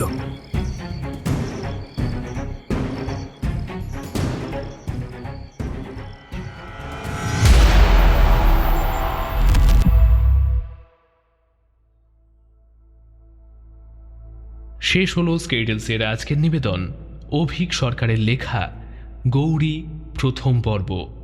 পরের সপ্তাহে সোমবার ঠিক রাত্রি 10টায় তোমাদের সকলের জন্য গৌরী দ্বিতীয় তথা অন্তিম পর্ব নিয়ে আমি কিন্তু হাজির হব। যদি তোমরা মাঝের এই এক সপ্তাহ অপেক্ষা করতে না চাও, তাহলে কিন্তু তোমাদের জন্য একটা খুব ভালো অপশান রয়েছে। মাত্র 29 টাকা দিয়ে তোমরা স্কেটেলসের চ্যানেল মেম্বারশিপ নিতে পারবে। গৌরী দ্বিতীয় তথা অন্তিম পর্বের ভিডিওটা কিন্তু মেম্বার্স অনলি কন্টেন্ট হিসেবে ইতিমধ্যেই রিলিজ হয়ে রয়েছে। তো তোমরা মেম্বারশিপ নিলে কিন্তু সেই ভিডিওটার অ্যাক্সেস পেয়ে যাবে। আর শুধুমাত্র এই গল্পটাই নয়, এর সাথে মেম্বার্স অনলি অনেক এক্সক্লুসিভ গল্প তোমাদের জন্য রয়েছে, সেগুলো কিন্তু তোমরা মেম্বারশিপ নিলে শুনতে পাবে। প্রথম পর্বটা তোমাদের কেমন লাগলো সেটা কিন্তু অবশ্যই কমেন্ট করে আমাকে জানাও। ভালো লাগলে ভিডিওটাকে অবশ্যই একটা লাইক করো। আর তোমাদের যেসব বন্ধুবান্ধবরা এরকম গল্প শুনতে ভালোবাসে তাদের সাথেও কিন্তু গল্পের লিঙ্কটা একটু শেয়ার করে নাও। আর যদি এখনও পর্যন্ত আমার চ্যানেলটা সাবস্ক্রাইব তুমি না করে থাকো, তাহলে কিন্তু অনেক এরকম ভালো ভালো গল্প তুমি মিস করে যাচ্ছ। তাই প্লিজ আমার চ্যানেলটা এক্ষুনি সাবস্ক্রাইব করে নাও। আজকের গল্প পাঠে ছিল শুভ, গৌরী এবং রিসেপশনিস্টের চরিত্রে ছিল বর্ণালী, বীর বাহাদুর, কৃষ্ণানন্দ আগমবাগীশ এবং জন্মৈক উদাস লোকের ভূমিকায় ছিল কৌশিক, তান্ত্রিক কালীকিঙ্করের চরিত্রে ছিল ইন্দ্রনীল ভাদুরী, রাধিকার ভূমিকায় ছিল সুমনা, সোফিয়ার চরিত্রে ছিল সৃষ্টি, জং বাহাদুর এবং ডাক্তারের ভূমিকায় ছিল সৌরভ রায়, গৌরীর মা এবং নূপুরের চরিত্রে ছিল মহুয়া, অর্জুন এবং অন্যান্য পার্শ্ব চরিত্রে ছিলাম আমি শ্রীরূপ। গল্পের সাউন্ড ডিজাইনে ছিল ফিনিক্স অডিওভার্স, গল্পের পোস্টার ডিজাইনে ছিল মোনালিসা, সমগ্র পরিকল্পনা এবং পরিচালনায় ছিলাম আমি শ্রীরূপ। পরের সপ্তাহে সোমবার ঠিক রাত্রি 10টায় তোমাদের সকলের জন্য গৌরী দ্বিতীয় তথা অন্তিম পর্ব কিন্তু রিলিজ হতে চলেছে।